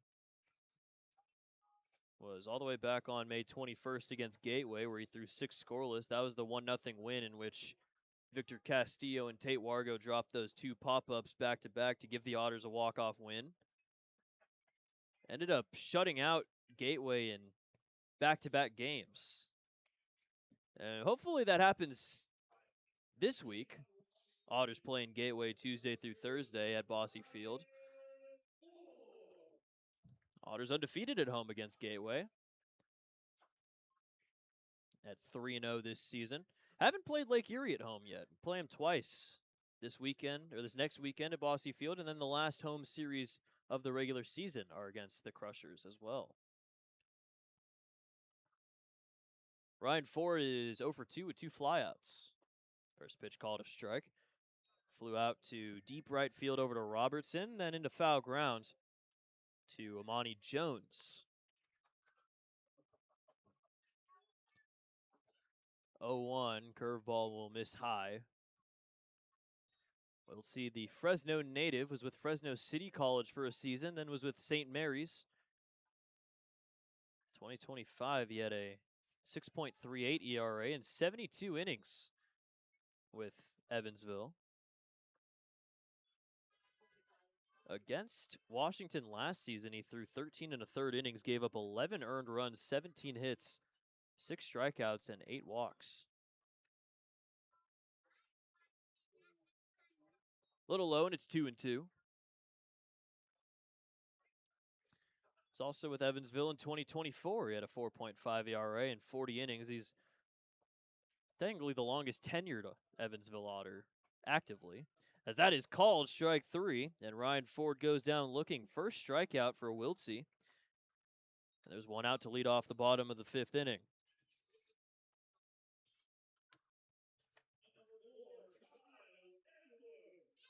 Well, Wiltsey's K per 9 rate coming into this game is 7. So he's going to need a little bit more than just the 1 in order to keep that at 7. But still 4 1/3 scoreless is 4 1/3 scoreless. First pitch is called a strike. Another curveball hits the zone for Edwards. Edwards is also 0 for 2, a grounder to third and a fly out to center. Another breaking ball called strike 2. Edwards already down in the count here.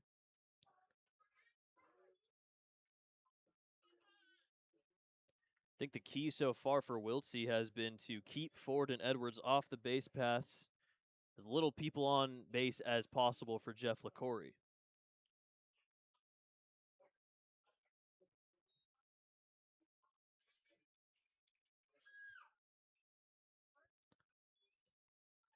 Four runs on 7 hits, no errors for Evansville. No runs on 4 hits with 2 errors for Washington. Usually Washington plays some pretty good defense, as that one's called strike 3. Back-to-back strikeouts looking for Wiltsey to get the first 2 down in the bottom of the 5th inning.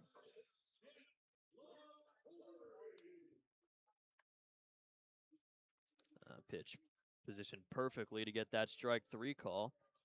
Washington on the defensive side, 47 errors coming into this game, which is 15th out of 18 teams in the Frontier League. Now up to 49. Otters, on the other hand, have 73 errors, which is 5th. First pitch called a strike to LaCory.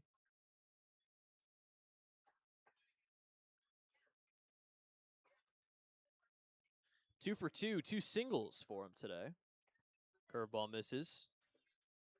Even with Washington having 2 errors, their record's still pretty good when they commit an error or more. 12-6 at home. Fouled away. Foul ball brought to you by Heads Construction. Choose the best, never regretted, and it's 1-2. Wiltsey looking for a 1-2-3 inning. He has retired 8 straight now after the 2 strikeouts.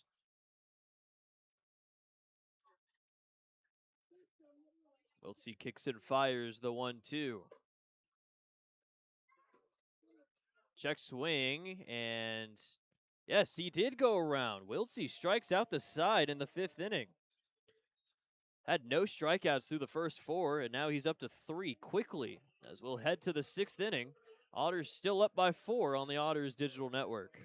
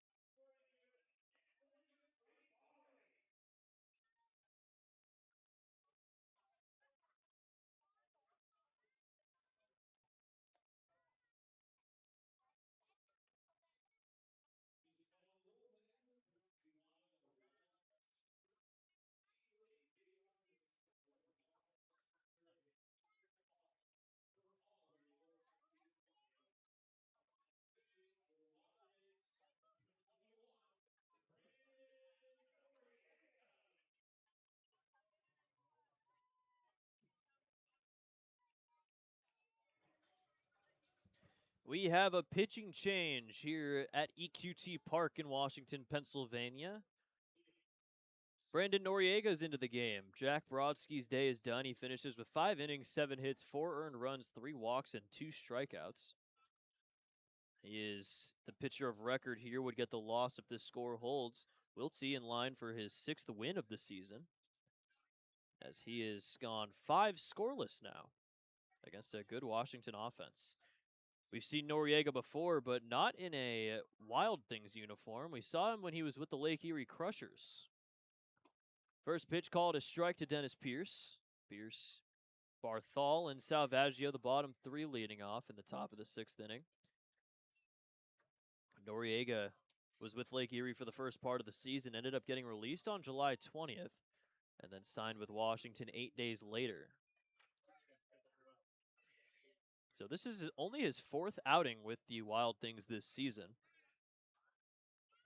He's given up 6 earned runs in his last 2 outings. 3 against Down East in an inning back on Thursday, and then 3 against New Jersey on the 31st. Fly ball into center field. Edwards is under it. He'll make the catch, and that's out number 1.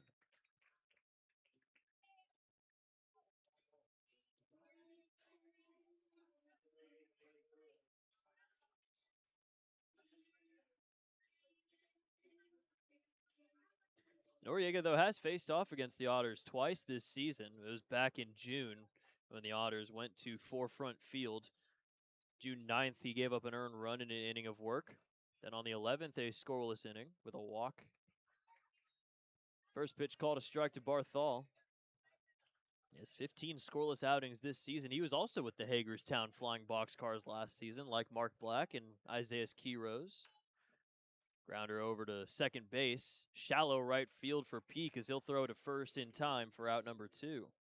Noriega making quick work of the first 2 here in the top of the 6th inning.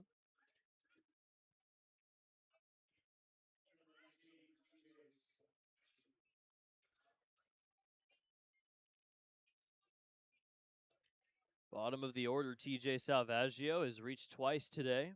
Doubled in the 3rd, walked in the 4th. Noriega making quick work of Pearson Barthol. The first pitch called a strike to Salvaggio. Noriega was a 11th round draft pick back in 2022 by the Cubs. That fastball will hit Salvaggio. So breaking ball, actually. Another free pass issued by Washington pitching. The 3 walks from Brodsky, and now the hit by pitch to Salvaggio. Back to the top of the order, John Ponder. Noriega from Miami, 24 years old. He's signed with the Cubs back for $125K, but had an 8.28 ERA and 66 1/3 innings. Ended up getting released by the Arizona Complex League Cubs, but did make it to single A with the Myrtle Beach Pelicans for a few games. Split time in Myrtle Beach between 2023 and 2024. So that one's fouled away, and it's 1-1.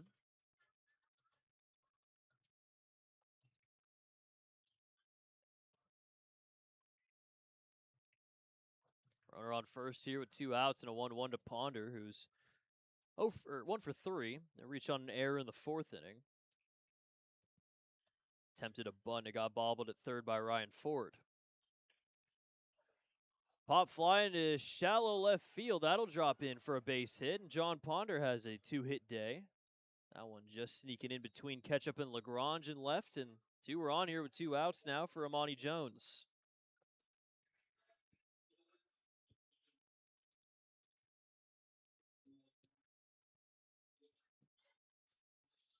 Jones hitting from the right side for the first time today against the lefty in Noriega.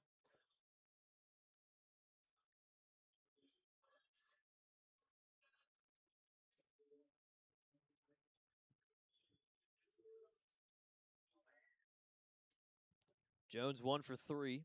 Couple of grounders. One was a double play, 1-6-3.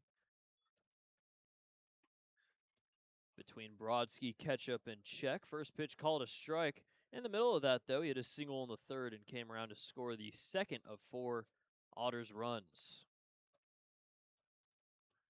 Neither team has scored since the 3rd inning. Washington hasn't scored all day. Only garnered 4 hits against Ryan Wiltsey through 5 innings. 0-2 quickly here against Jones.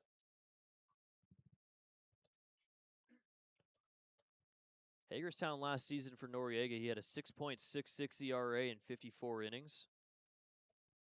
He's actually picked in the Atlantic League draft, the 11th pick, and ended up pitching in 47 games for the Flying Boxcars.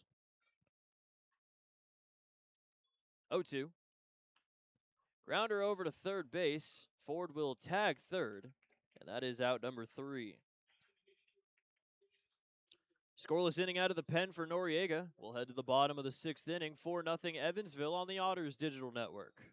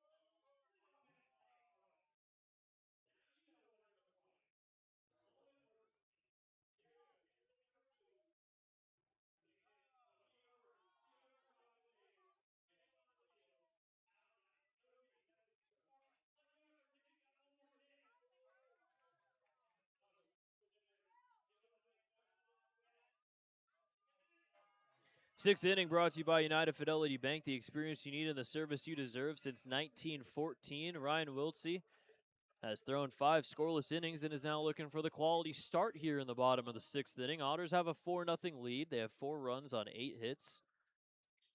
No errors. 2 errors for Washington. 4 hits and no runs for them. It'll be Check leading off with LaGrange behind him and then Cole Fowler. I feel like if Wiltsey can get through this 1, 2, 3, face 3 righties at the bottom of the order for the 7th inning. We'll see if that happens. Pitch count for Wiltsey coming into this inning, 81. But he has thrown season high 116 pitches before, and that was in a 7-inning start for him back on the 14th of June against Schaumburg. First pitch called a strike to Check. Wiltsey struck out the side in the 5th inning, got Ford and Edwards looking, and then got LaCory on a check swing. 0-1 high fly ball off to the left side. It'll go foul. 0-2 quickly here to Andrew Check, who's 1 for 2. He singled in the 1st. He flew out to Gonzalez at 3rd in the 3rd inning.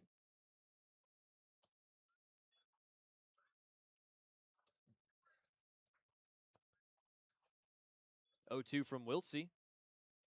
Little high and in.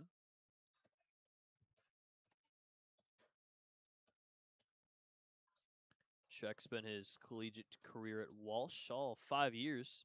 Last season was in 2021. He hit .374. Grounder over to 3rd. Gonzalez is tossed to 1st, is wide, and Check will reach on the errant throw, an E5 for Gonzalez at 3rd. And the leadoff man reaches for Washington in the 6th inning.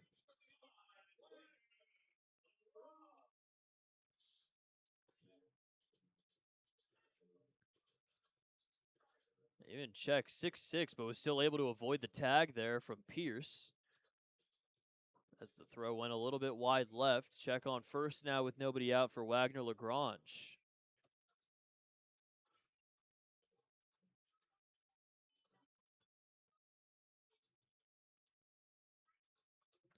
See what's up with Check. Tom Vaith heading over from 3rd base to take a look at something that's going on with Check. Looked like he may have rolled his left ankle. That's what he's kind of trying to heal up quickly. Trainer was out there as well, but he seems to be okay.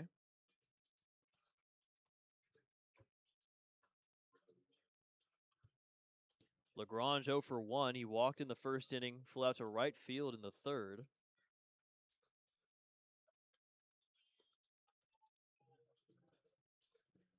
Seen a lot of double plays this week. One more would not hurt, though. That's for sure. First pitch from Wiltsey. A little high for ball 1. Otters scored 1 in the 1st inning, 3 in the 3rd. Since then, a bunch of zeros for both sides. Called a strike on the lower half, and it's 1-1.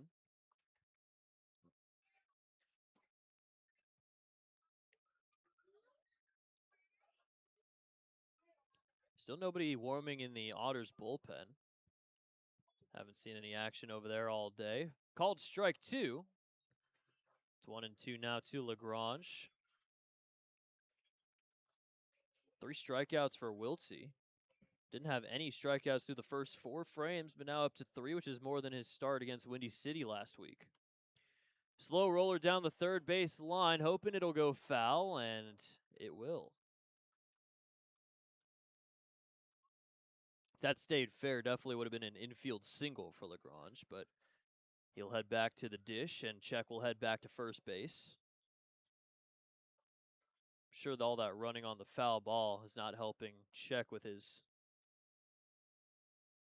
ankle that was getting looked at before LaGrange's at bat.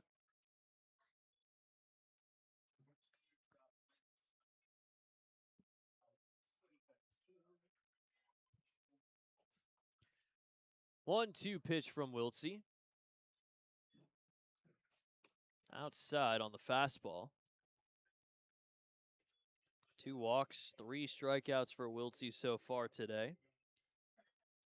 Up to 90 pitches on the day. Has thrown 100 3 times this year. Fouled away. It'll remain at 2-2.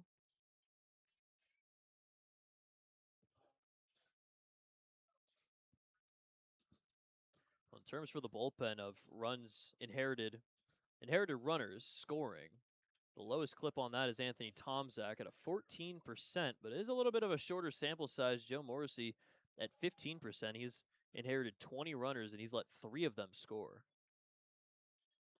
We saw him in a big spot yesterday as that one gets away from Logan Brown, and taking second is Check on the wild pitch. That'll make it 3-2. Walk would put 2 on with nobody out for Fowler. We have seen Wiltsey get a lot of traffic on the base pass and still has managed to keep zeros on the board for Washington's offense. Had second and third with 1 out back in the second inning. Didn't allow either of them to score. Payoff pitch to Lagrange. Ground ball over to second base. Amani Jones will toss to first in time. And that's out number 1. Heading to third is Check. Otters getting Alex Valdez warming yet again. You know, there's certain points in the season where it feels like Alex Valdez just pitches every day. Definitely the most used guy out of the pen, and for good reason. His ERA keeps on going down further and further, now down below 325. First pitch to Fowler. Called a strike.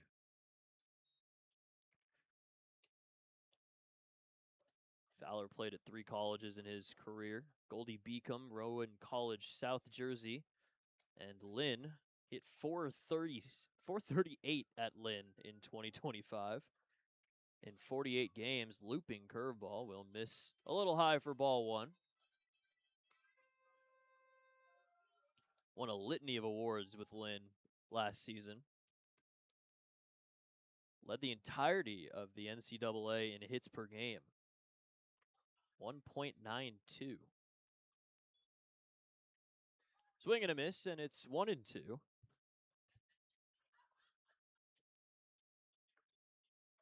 $19 homers, 64 RBIs. D2 baseball, second team All-American, first team if you're thinking about the ABCA Rawlings selection. A lot of conference awards, player of the year, first team selection. The whole 9 yards for Fowler in 2025. Washington, though, he hit 341 in 25 games, went 3 for 12 against the Otters with a homer and 2 ribbies.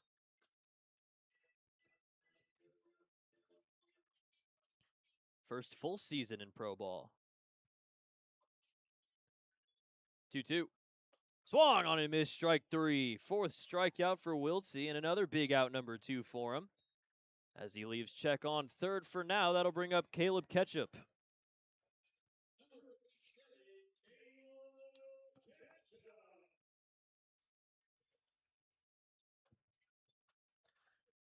So far, it's been a rough going for Washington with runners in scoring position today. Caleb Ketchup does have a base hit, though, today. He's 1 for 2, singled in the second inning, grounder to third in the 4th inning. First pitch from Wiltsey is going to miss a little outside for ball 1.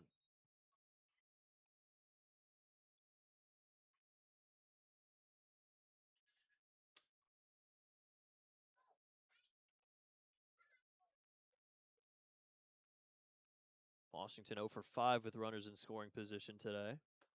That's called a strike, and it's 1-1. Ketchup, that single, his second hit in his last 10 games.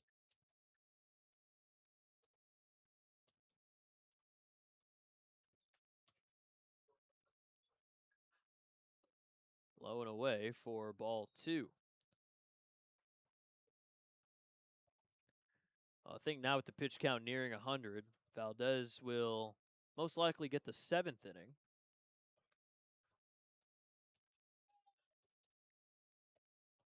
A lot of bullpen usage yesterday for the Otters, considering it was a somewhat of a bullpen game. A little high, and it's 3-1 to catch up. The Otters yesterday, though, ended up using 4 pitchers: Zenko, Morrissey, Tom, Zach, and Valdez. Joe Morrissey really getting the bulk of the work there. 3 1/3. He had more innings pitched than the starter, Zenko. 3-1. High fly ball off to the right side, foul, and it's 3-2. Even with Valdez pitching yesterday, he's back out there today, and that's just how much the coaching staff trusts him in high leverage spots. But we still have not seen Chase Cribble, Nolan Thebe, Nate Wolgamuth in this series. Same with Junior Serta. Payoff pitch from Wiltsey. Grounder, he snags it, tosses to first, and that's out number 3. Washington had a runner at third with 1 out, couldn't bring him across yet again, as we will head to the 7th. 6 scoreless for Ryan Wiltsey, as it's 4-0 Evansville on the Otters digital network.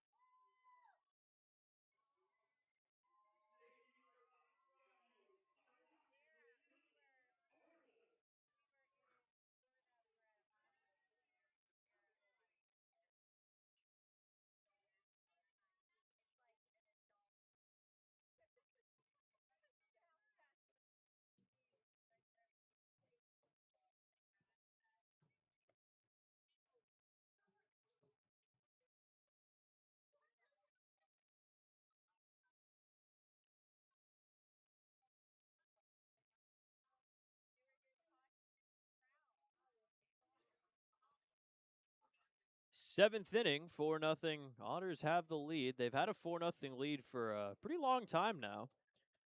Take a look at some stats. The Otters, when leading after 6 innings, they're 37-4. Washington, when trailing after 6 innings, 5-18 and 2-9 at home. Logan Brown leads it off against Noriega. They leave him out there as Logan Brown, Blake Robertson due up here. Marcos Gonzalez in the middle of them. Logan Brown's reached 3 times today, a couple of fielder's choices grounded into, as well as a single in his last at-bat in the 5th inning.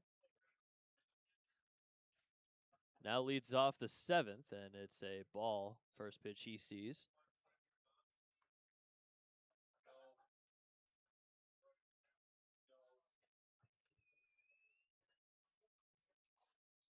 Logan Brown, 3 for 4 yesterday. It was his 7th 3-hit game of the season. Pitch called a strike, and it's 1-1.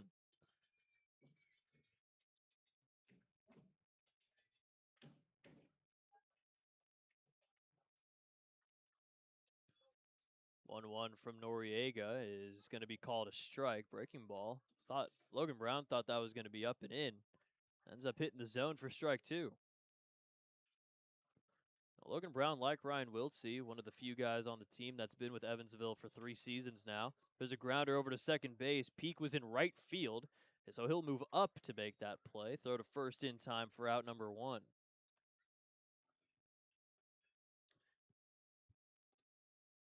Just some absolutely diabolical shifts for the lefties, Logan Brown and Blake Robertson. Does work, though. Can't hate on it if it works. Marcos Gonzalez up for the 4th time today. First pitch is going to miss. 1 for 3 for Gonzalez today. RBI single in the 3rd inning. Ended up bringing Amani Jones home from second base. 2-0.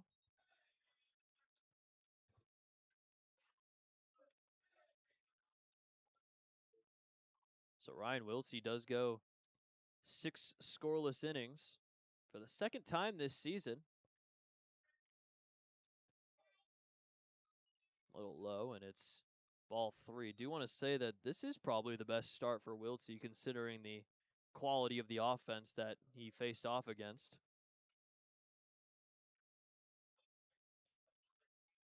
Wild Things, good offensive team. Called a strike, and it's 3-1.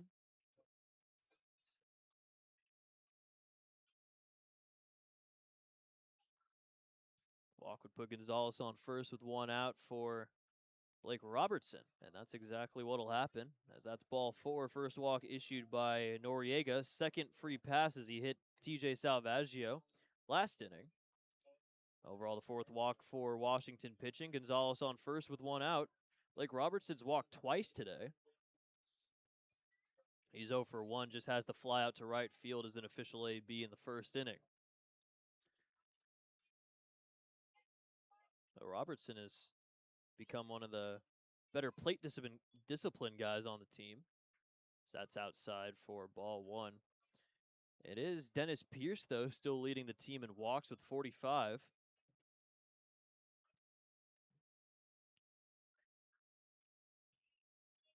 Pierce, though, also has a good 13 games on Robertson. Swing and a miss, and it's 1-1.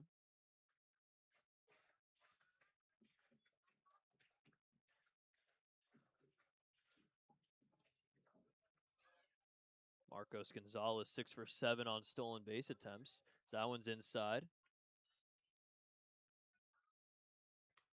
Makes it ball 2.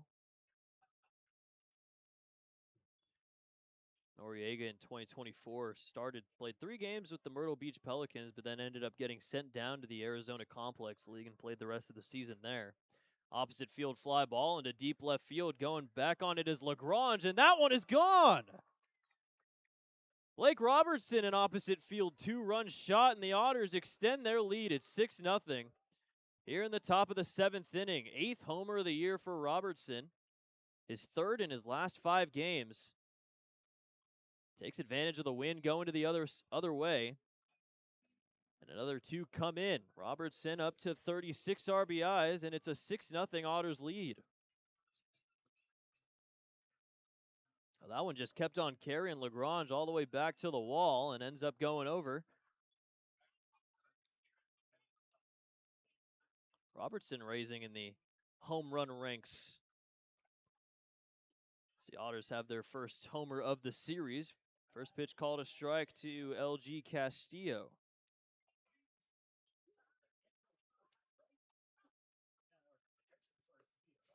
Fastball a little high.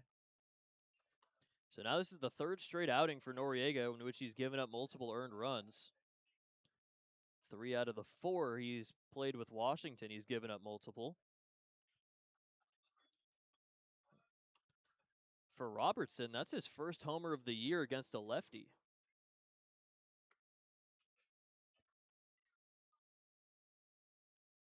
A 2-run shot puts the Otters up by 6 and in a lot better of an opportunity to take Game 3 of this series. Avoid getting swept here in Washington. 1-2 is into center field, and a nice sliding grab in center by Edwards. Puts the second out on the board.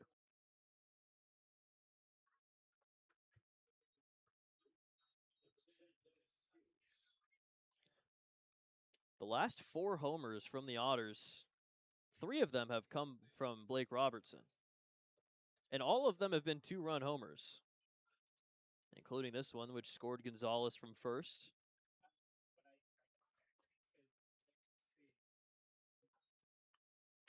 First pitch is inside for ball 1 to Dennis Pierce. He's 0 for 3 today. Double play, strikeout looking, and a fly out to center. Another one fouled back. 1-1.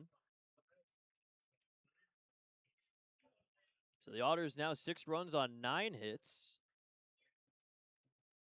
2 more hits, and they tie their total from the last 2 games. In terms of the hit category, they've blown their run total out of the water from this series. High for ball 2. Good for the Otters to get the offense back up and running, especially playing against a couple teams that are on the outside looking in terms of the playoff hunt in Gateway and Lake Erie. 2-1 is a little low for ball 3.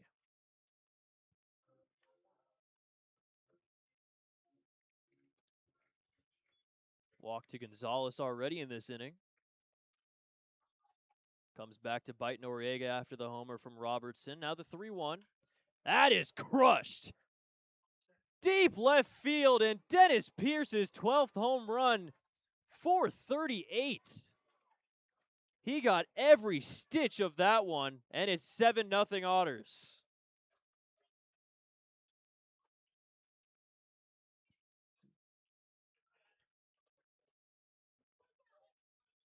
That thing was launched. 12th homer of the year for Dennis Pierce extends his team lead. Crack of the bat. Everybody in the stadium knew that thing was not coming back. That'll bring up Blake Barthol. 2 homers, 3 runs here in the 7th. And the Otters lead it by 7. First pitch grounder over to check at first. He'll toss to Noriega, who will tag first base for out number 3. And that'll do it for the top of the 7th. Another good offensive frame for the Otters. 2 homers, one of them still in the air as we will stretch here at EQT Park. 7-0 Evansville on the Otters Digital Network.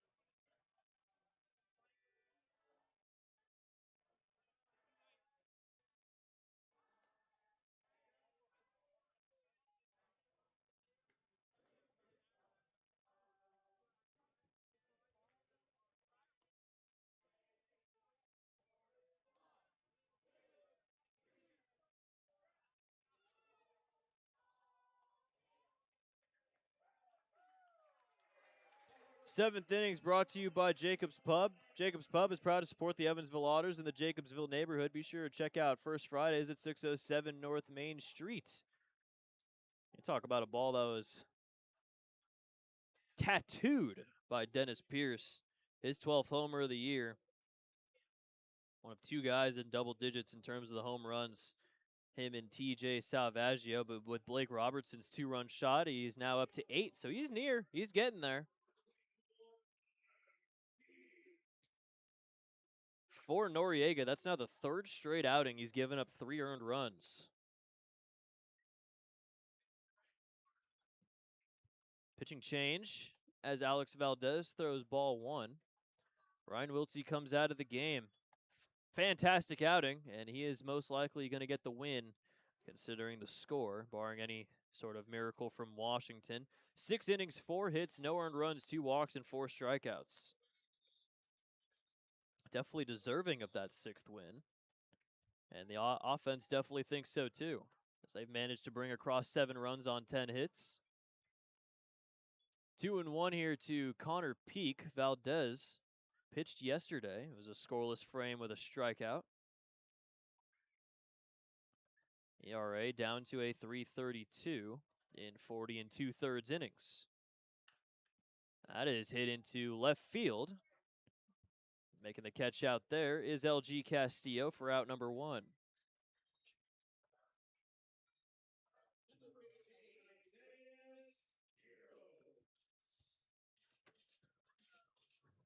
Bottom of the order, Isaiah Quiroz up.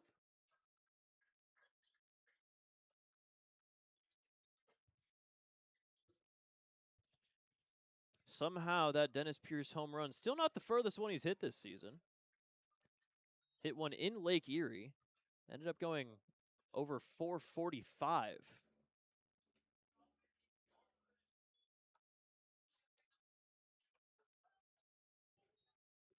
Not too sure the crack of the bat was as loud as that last home run.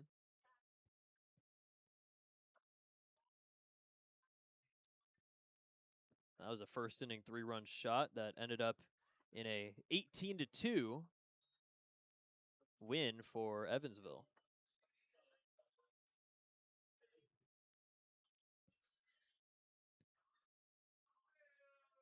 2-1 here from Valdez to Quiroz. Swing and a miss, and it's 2-2. Quiroz is a couple of grounders, a sac bunt in the second inning, and then a grounder to first in the fourth.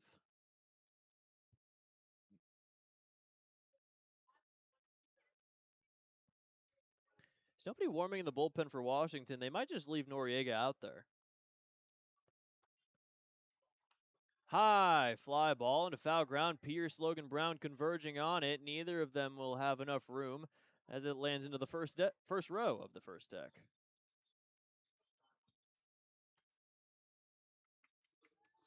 Still 2-2. Valdez has still yet to give up an earned run since July 21st. Now 9 straight scoreless outings.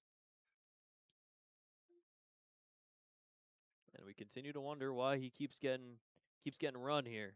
It's because he keeps getting guys out. There's a grounder over to short. TJ Salvaggio, throw to first. Nice stretch out there from Dennis Pierce at first, and that's out number 2.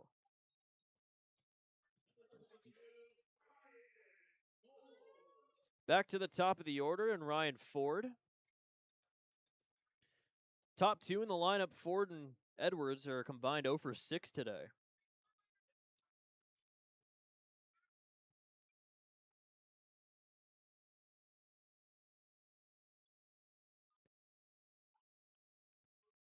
First pitch inside, gets past Logan Brown. A couple of flyouts and a strikeout looking for Ford today.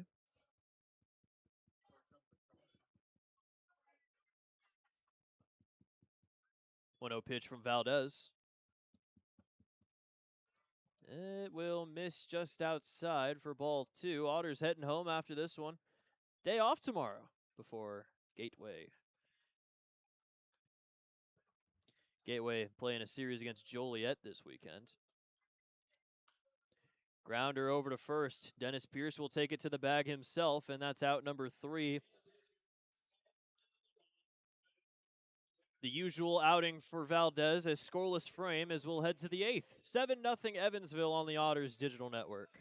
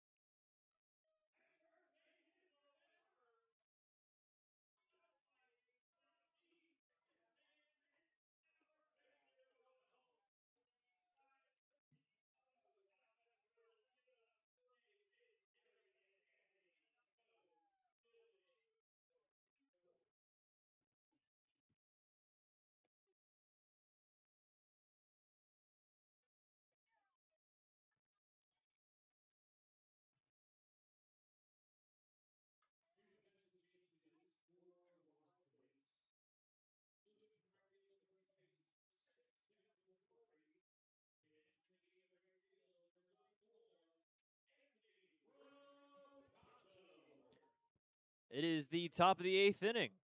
Brandon Noriega still out there, but we have a couple of defensive replacements. Probably precautionary, but Andrew Czech is out of the game after trainer had to look at his ankle area after avoiding a tag at first base. First pitch to TJ Salvaggio called strike one. So Czech's out of the game. LaCorey moves from right field to first base, and now Anthony Brocato takes over in right field. Rip foul the other way, and it's 0-2. Salvaggio's reached 3 times, but is just 1 for 1, double walk and a hit by pitch today. 2 homers and 3 runs driven in for Evansville in the 7th inning. They made it 7-0. It's the first time this season that Noriega has allowed multiple home runs in an outing.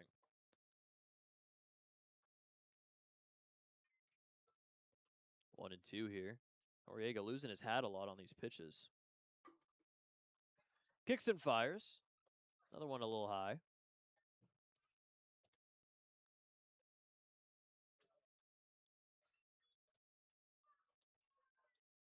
Dennis Pierce, that was his first homer since July 25th. Robertson, his first homer in 4 days. Fouled away.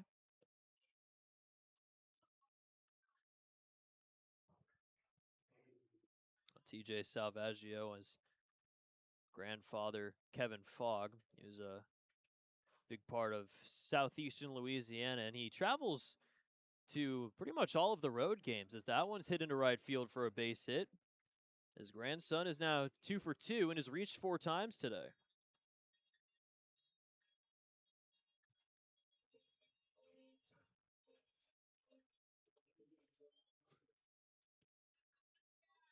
Back to the top of the lineup, John Ponder has 2 hits as well. He's reached 3 times to a single, a double, and an error.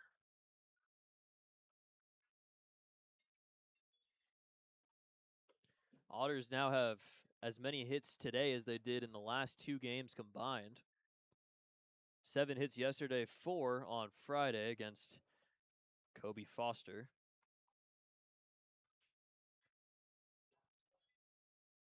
1-0.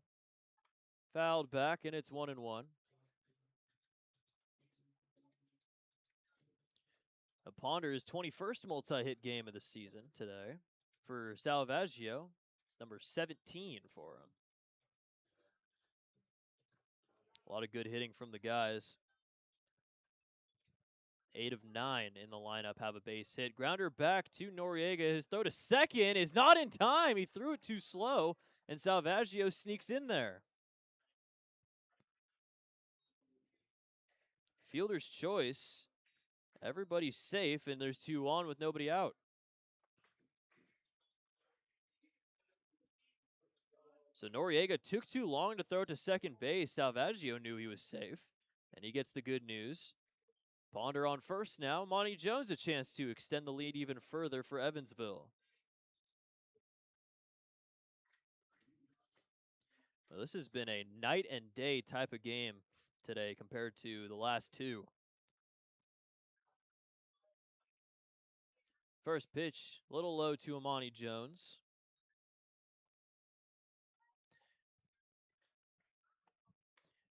Florence is now winning 14-1.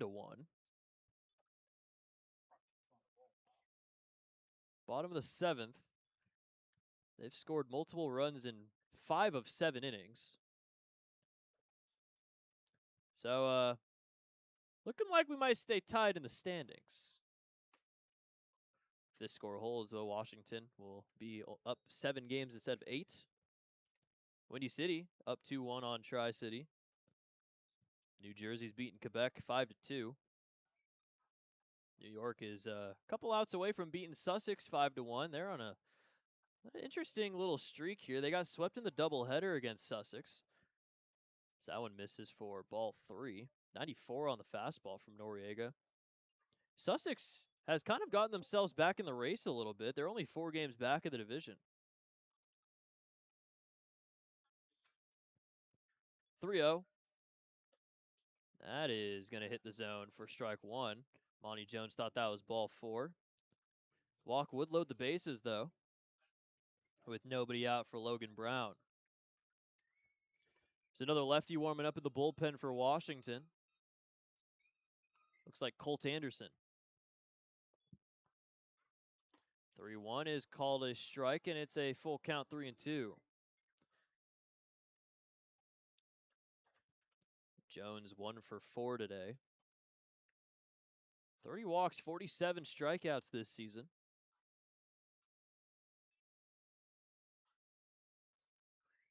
Payoff pitch from Noriega. That's a liner into right field. That's going to land fair and get all the way into the corner. 1 run will come in. Ponder will stop at third. Amani Jones, an RBI double. And the Otters lead it 8-0.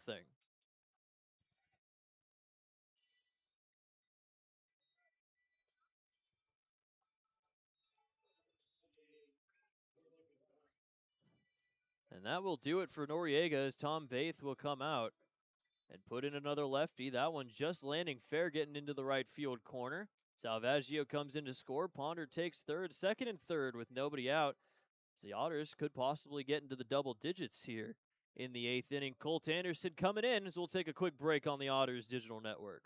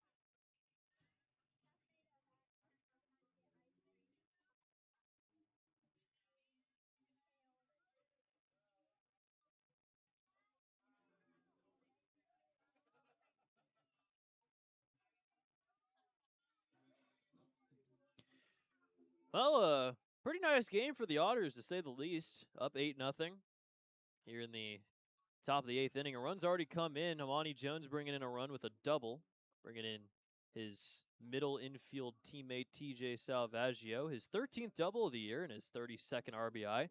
He's on second now with Ponder at third, nobody out.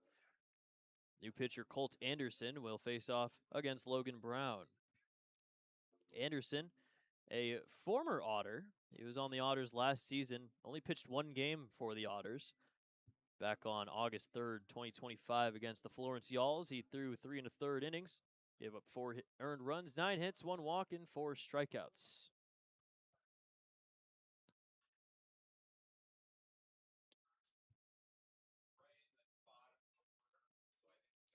First pitch is going to miss for ball 1. Yeah, well, it was a little bit of a weird case for Anderson. He got traded technically for himself, traded to Ottawa for a player to be named later, and then he ended up being the player to be named later in the trade back to Washington. So, yeah, he got traded for himself. Very, very interesting stuff. It happens every once in a while. It's the second time that Anderson's faced off against Evansville this season. Back on July 1st, he threw 1 1/3 innings. He gave up 2 runs. Neither of them were earned. Grounder down the first baseline, foul, and it's 2-1. Logan Brown has reached 3 times, but he's 1 for 4 today. A couple of fielder's choices in his first 2 at-bats. Does have an RBI today. Last outing for Anderson was on the 5th against Down East. He threw 2 scoreless with 2 strikeouts. There's a ground ball over to short. Caleb Ketchup will throw on to first in time, and that's out number 1. Ponder comes in from third, and the Otters lead at 9-0. So 1 for 5 for Logan Brown, but he's driven in 2 runs. Samani Jones will reach third. That'll bring up Marcos Gonzalez.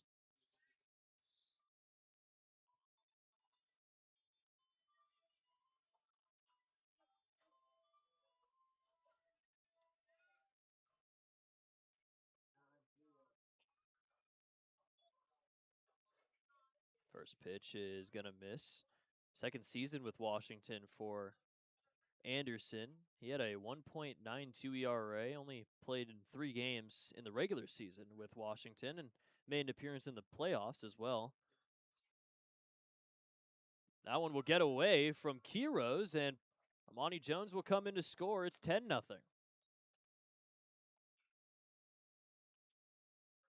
Double digits for the Otters. 15th time the Otters have scored 10 or more runs.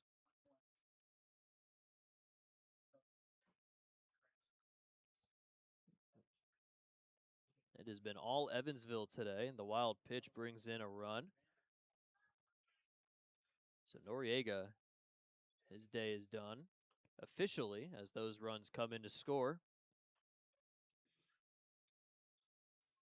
Fouled away, and it's 2-1. Anderson, that one playoff appearance he made was against Gateway on September 30 through 2/3 of an inning. That was after his last college season at Rogers State. A little low, and it's ball 3. So Noriega finishes with 2 innings, 5 hits, 6 runs, 5 of them earned, 1 walk, and no strikeouts. Grounder down the third baseline, foul. It's a full count. First time this season that Noriega has given up 5 earned. This is new season high.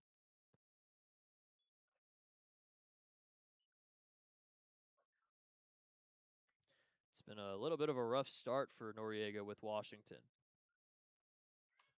Grounder to short. Caleb Ketchup yet again throwing the run to first in time, and that's out number 2.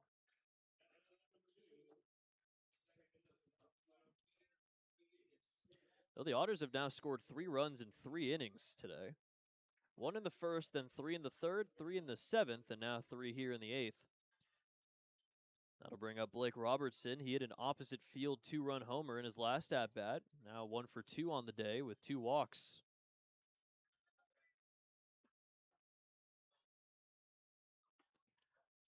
First pitch inside for ball 1. 4 Otters have multi-hit games. 8 of 9 have a hit. 2 guys with multiple RBIs. Blake Robertson, one of them. LG Castillo, who's on deck, the other. Overall, a game to remember for the Otts today.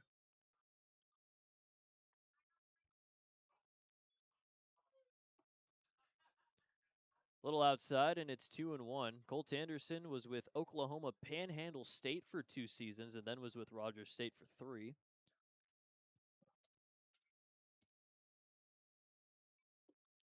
Little low, and it's ball 3. Rogers State last season, 3.5 ERA, 82 and a third innings. 19 walks compared to 71 strikeouts. Team finished 29-20. Lost in the first round of their conference tournament against Central Oklahoma. Robertson will walk again. 3rd walk for him today. So he reaches for the 4th time, and that'll bring up LG Castillo.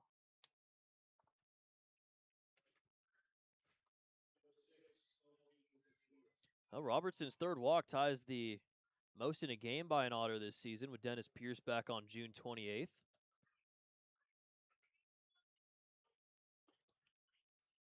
LG takes strike 1. 2 for 4 for Castillo. A couple of singles in his first 2 at-bats. One of them drove in 2 runs, since then a grounder to short and a fly out to center.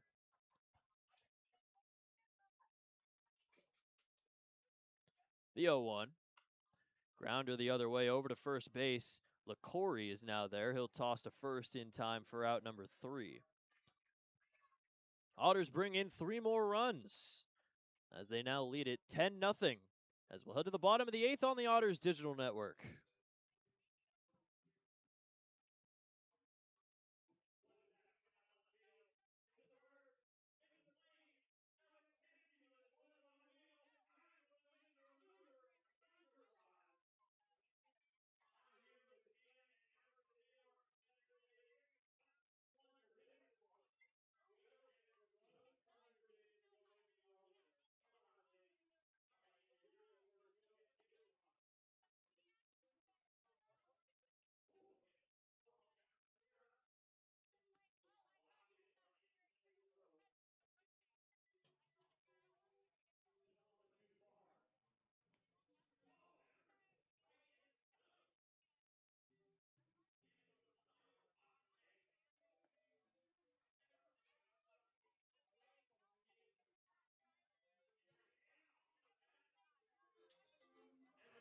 Eighth inning is brought to you by McMahon Exterminating. Remember, who can help with all of your pest control needs? McMahon can.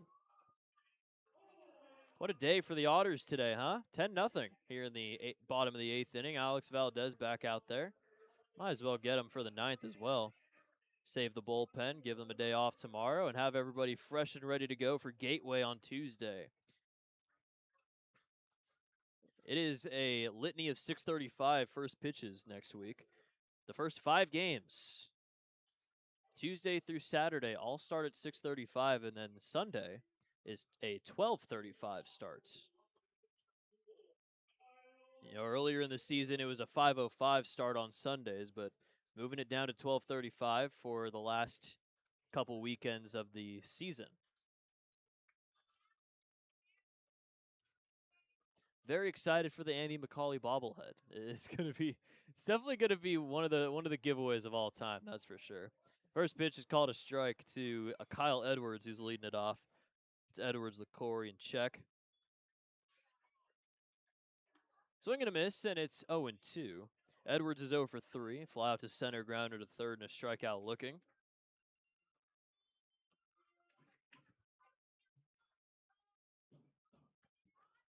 Little low for ball 1. Edwards was at Old Dominion his entire collegiate career. Got taken to his visit to Old Dominion by Vinny Pasquantino, who also played for Old Dominion. Grounder back to Valdez. He'll bobble it. No panic, though, as he recovers. Throws it to first in time for out number 1.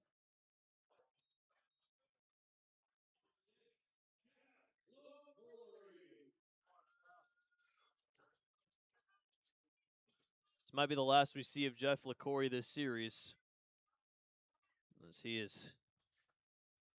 turns into prime Barry Bonds against the Otters. Always a scary sight to see him at the dish. He's 2 for 3 today. A couple of singles and a strikeout swinging. All those were against Wiltsey. First pitch, fouled away off to the left side. Foul ball brought to you by Heads Construction. Choose the best, never regret it. And it's 0-1.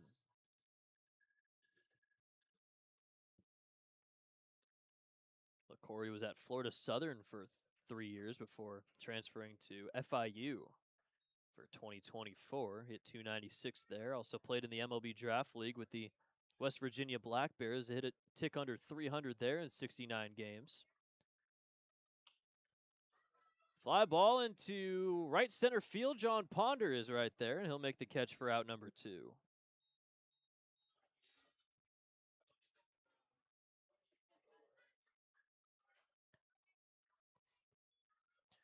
So with Andrew Check out of the game, Anthony Brocato will take his spot in the lineup.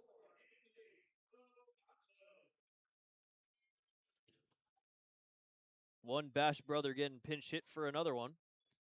Brocato will take a ball outside. 0 for 3 yesterday with a walk and 2 strikeouts against the Otters. 1 for 2 on Friday with a couple walks. Swing and a miss, and the bat is in between the 5-5 hole.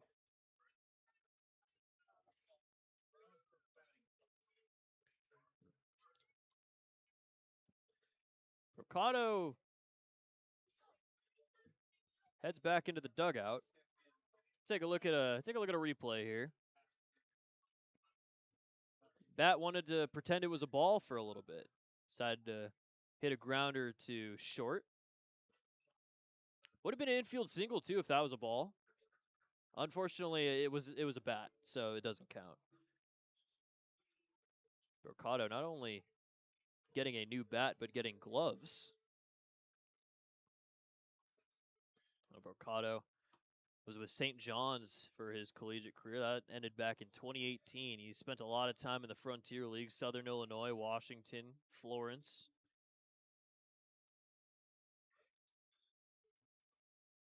So a little bit of a delay for Brocato to get some more grip on the new bat he's using. And he'll take strike 2. 276, 67th game for him. He has 24 homers, which leads the Frontier League. A little outside.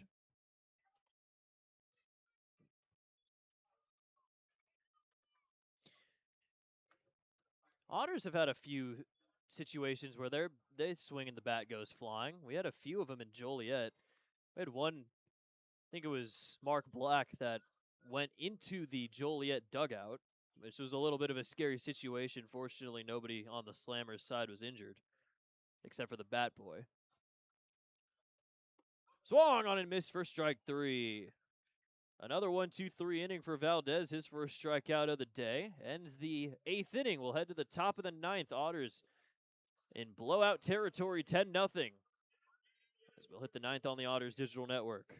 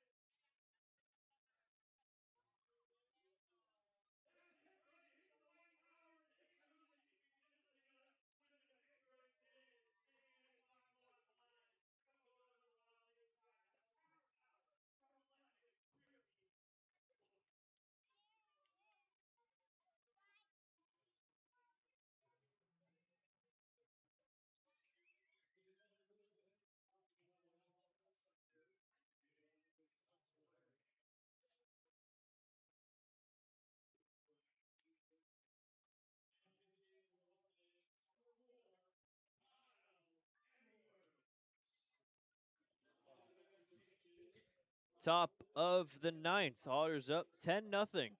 And we have a position player in for Washington, who we have seen before, actually. Kyle Edwards is pitching, as he'll face off against Pierce Barthol and Salvaggio. First pitch will miss. Now, Edwards has now pitched 3 times this season. 2 of them have been against the Otters. Very different situations, though. The first time he pitched against Evansville was in a 23-10 game that Washington was winning through a scoreless inning. He actually has a 0 ERA in 2 innings this season. 1-1.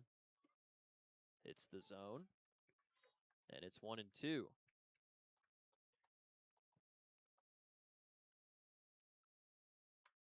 Now, Kyle Edwards, that one was at 88. He throws faster than some guys in the Frontier League. A little low, and it's 2-2.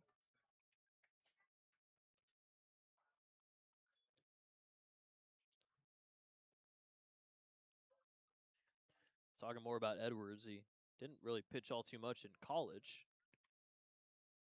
Just the main position player that they throw out there if it's a game that's really out of reach, and this game is really out of reach, 10-0. Otters have played basically a perfect game so far, except for the 4 hits given up.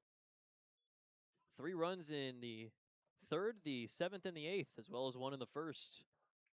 I put 10 runs on the board on 12 hits. Dennis Pierce has a hit. Homer went 438. Otherwise, just 1 for 4 today. Payoff pitch from Edwards. Fouled away off to the right side, and it will remain at 3-2.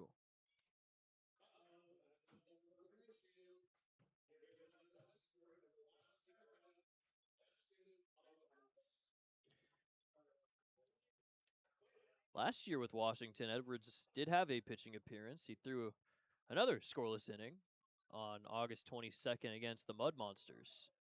Another one's fouled back. That one at 89.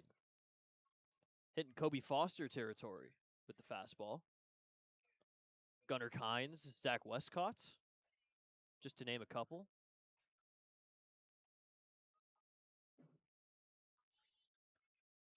Three-two. Another one fouled away.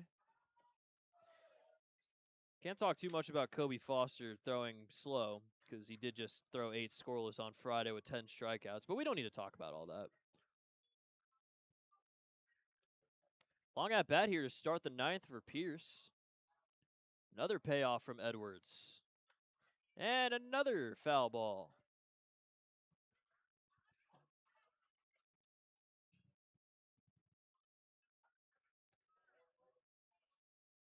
Pitch number 11 in this at-bat.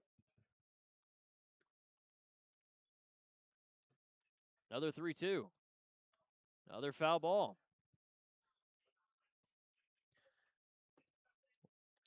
This begs the question, what's the longest at-bat for a position player this season who's been pitching? It's got to be this one, right? I don't see too many position players going out there to throw. Pitch number 12. And that's ball 4. Dennis Pierce really working to get that walk, and he ends up taking first in the end.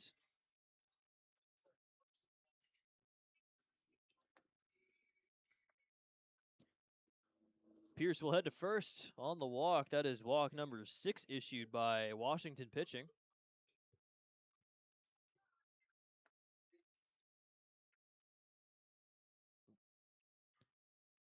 Blake Barthol at bat number 5. He's 0 for 4. The only Otter in the starting lineup that hasn't gotten a base hit yet. Has a strikeout, a fly out, and a couple ground outs against Noriega.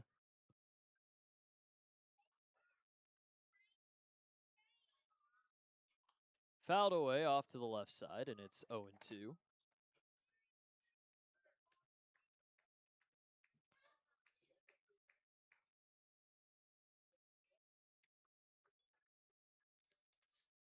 Well, if this score holds, this will be the biggest loss by Washington this season. 10 runs. They've lost by 7. Never 10, though.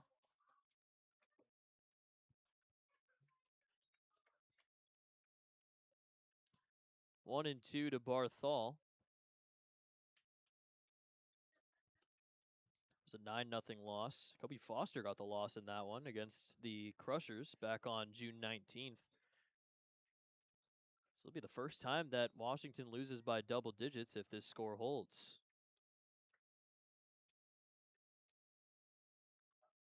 Pending my eyesight seeing something different. They sure do have a litany of wins by double digits. That is called strike 3, and Barthol strikes out.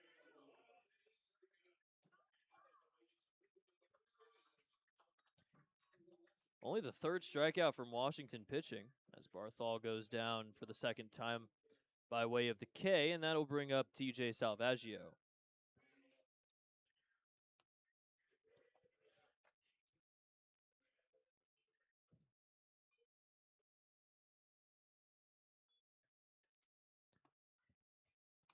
First pitch called a strike. The largest margin of defeat by the Otters this season was actually against Gateway. They lost 16-1.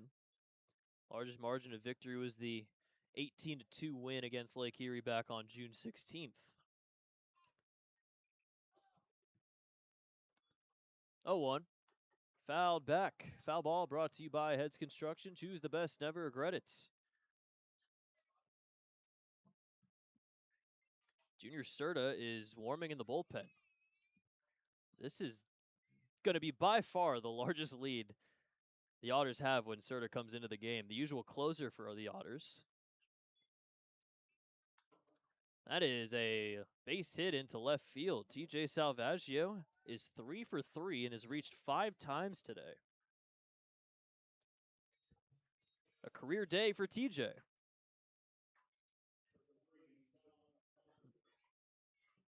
Three-hit game number 4. The first time he's reached 5 times in a game this season. That'll bring up John Ponder.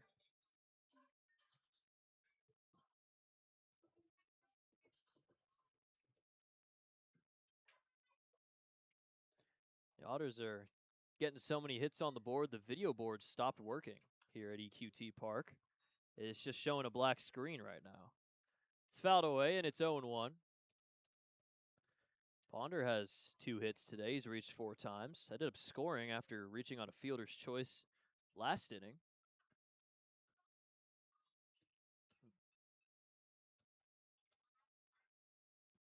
Yo, 1. Fouled away. Well, if the Otters score, it'll be the first run that Edwards has given up in his pro career.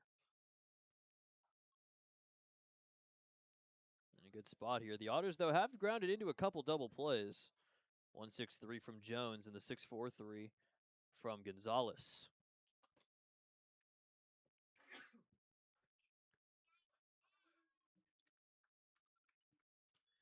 0-2. There's a ground ball over to second base. Throw to short for 1. Catch up to first. And in time, that is a 4-6-3 double play. That will end things in the top of the 9th. Edwards stays at a 0 ERA. We'll head to the bottom of the 9th. It's Serta time, but it's 10-0 here in Washington on the Otters Digital Network.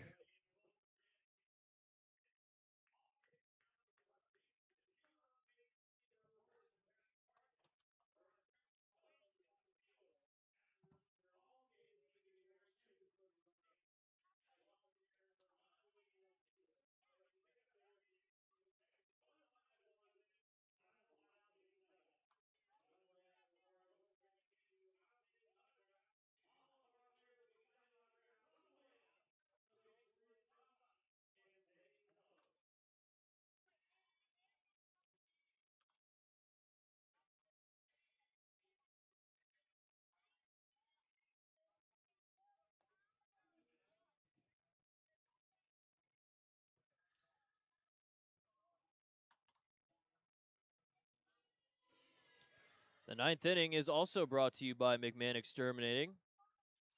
Remember, who can help with all of your pest control needs? McMahon can. McMahon Exterminating. You know who can help with all your pest control needs? McMahon can. Junior Serta is into the game here in the bottom of the 9th inning. Just looking to get some work in here. The most comfortable he's probably been on the mound this season, considering he's the closer. He's been in a lot of high leverage spots, a lot of tense situations, but pitching with a 10-run lead, he can just go out there and throw it. Serta at a 3.41 ERA, 37 innings. He has 14 saves. Is not looking for number 15 unless bad things happen here in the 9th inning. Got the save back on Thursday against Joliet. Ended up being his 14th. He's given up 12 walks, 41 strikeouts, 33 hits, and 14 earned runs. Has pitched 1 time against Washington, and that was on May 14th. Threw an inning, gave up a run unearned. The hit and a walk. First pitch is inside for ball 1 to Wagner Lagrange, who leads off. It's Lagrange, it's Fowler, and it's Caleb Ketchup.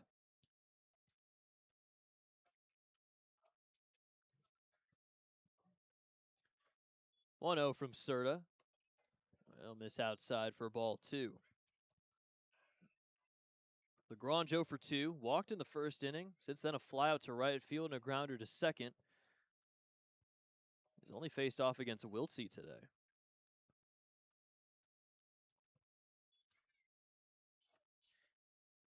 Check swing over. Didn't go around. And it's called ball 3. Otters 3 outs away from picking up their 46th victory of the season. Taking 1 game out of this series and heading back home happy. Called a strike, and it's 3-1. Also, Ryan Wiltsey would get his 6th win of the season. Meanwhile, on the other side, it would be Jack Brodsky getting the loss. 3-1, called a strike. 95 on the fastball, and it's 3-2.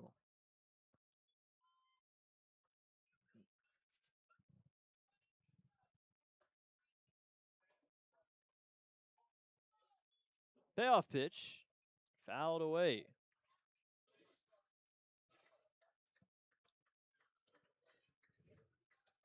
Cole Fowler on deck. He moved to third base in the top of the ninth to take over for Ford. Ford moved to center to take over for Edwards, who came in to pitch. So no DH anymore for Washington.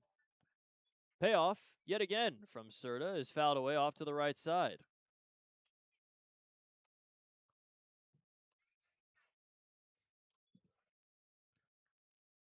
Washington heads to Mississippi for 6 games against the Mud Monsters. Start a very long 15 of 18 road trip. Fly ball into deep center field. Going back on it is Ponder. That's going to get over his head. One hop off the wall.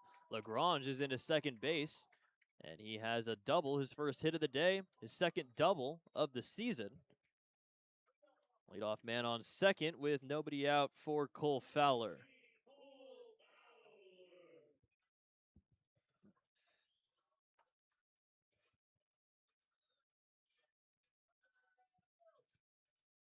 14-3, Florence has beaten Brockton. You think Brockton has a chance? 11 to tie, 12 to win. Hey, you never know. You never know.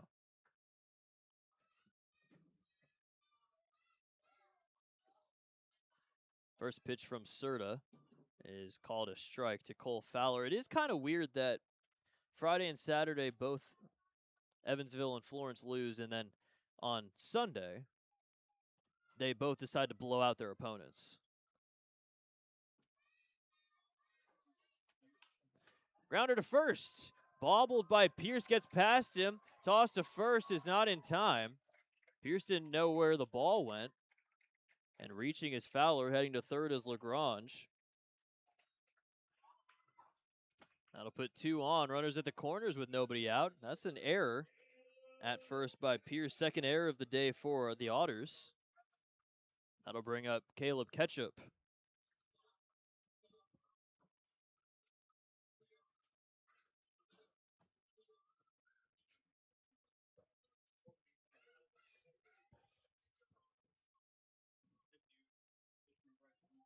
Ketchup is 1 for 3 today. Fouled back over the on-deck circle where Connor Peak is currently housed. So a double and an error at first puts runners at the corners here with nobody out. Otters still up 10, so still, run comes in. Doesn't matter all too much. Would be nice to get the shutout, but not crucial. In the turf, it's 1-1. Washington has been shut out 5 times, with the back-to-back shutouts for Evansville. They've now been shut out 5 times.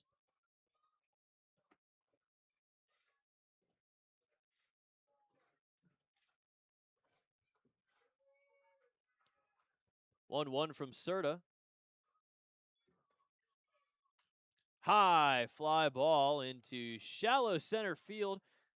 Monty Jones backing up. He'll make the catch, and that's out number 1. No advance from Lagrange at third, nor Fowler at first. And that's out number 1. It would be just so poetic after this week for the Otters to end their last game of the week on a double play. It would just be so poetic. Especially since Washington hasn't grounded into a double play yet today. 13 DPs turned by the Otters this week. First pitch will miss, low and away for ball 1.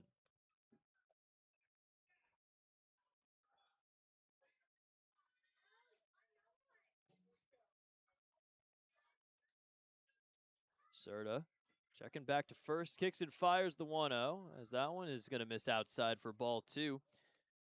Connor Peak 0 for 2 with a walk.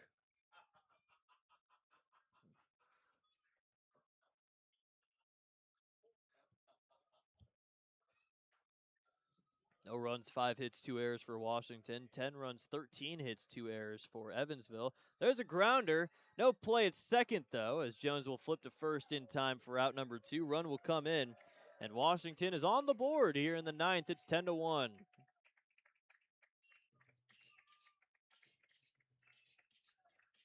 RBI ground out from Connor Peak.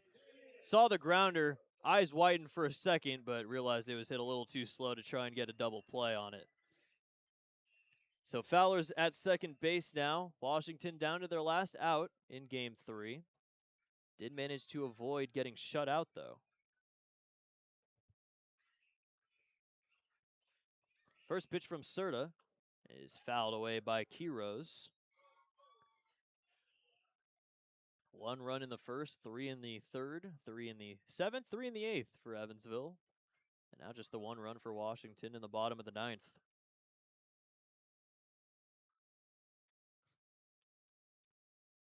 0-1 from Serta. This is a little low. Quiroz a couple of grounders over 2 today. Run for Serta will be unearned due to the error at first. Grounder foul down the third base line, and it's 1-2. Washington down to their final strike. After a really rough couple of games, this is exactly what the Otters needed in Game 3. A nice 9-run victory. Very comfortable. No tense, no drama. It's good hitting and good pitching from Wiltsey. 1-2 from Serta. He struck him out in the Otters win. 6th K for Otters pitching, first from Serta as he gets Quiroz looking to end Game 3 of the series. And the Otters, even though they lost the series, take Game 3 in very convincing fashion by a final score of 10-1. The offense looked completely different today than they did the last 2 days as they bring across 10 runs on 13 hits. In the first inning, it was a Logan Brown fielder's choice brought in the first run of the day. Couple of RBI singles from Marcos Gonzalez and LG Castillo in the third made it 4-0. Then in the 7th, 2 homers, 1 from Robertson, 1 from Pierce. Ended up making it 7-0, and then 3 more in the 8th on a double and a couple of singles as well as a wild pitch, bringing in run number 10. Washington did avoid getting swept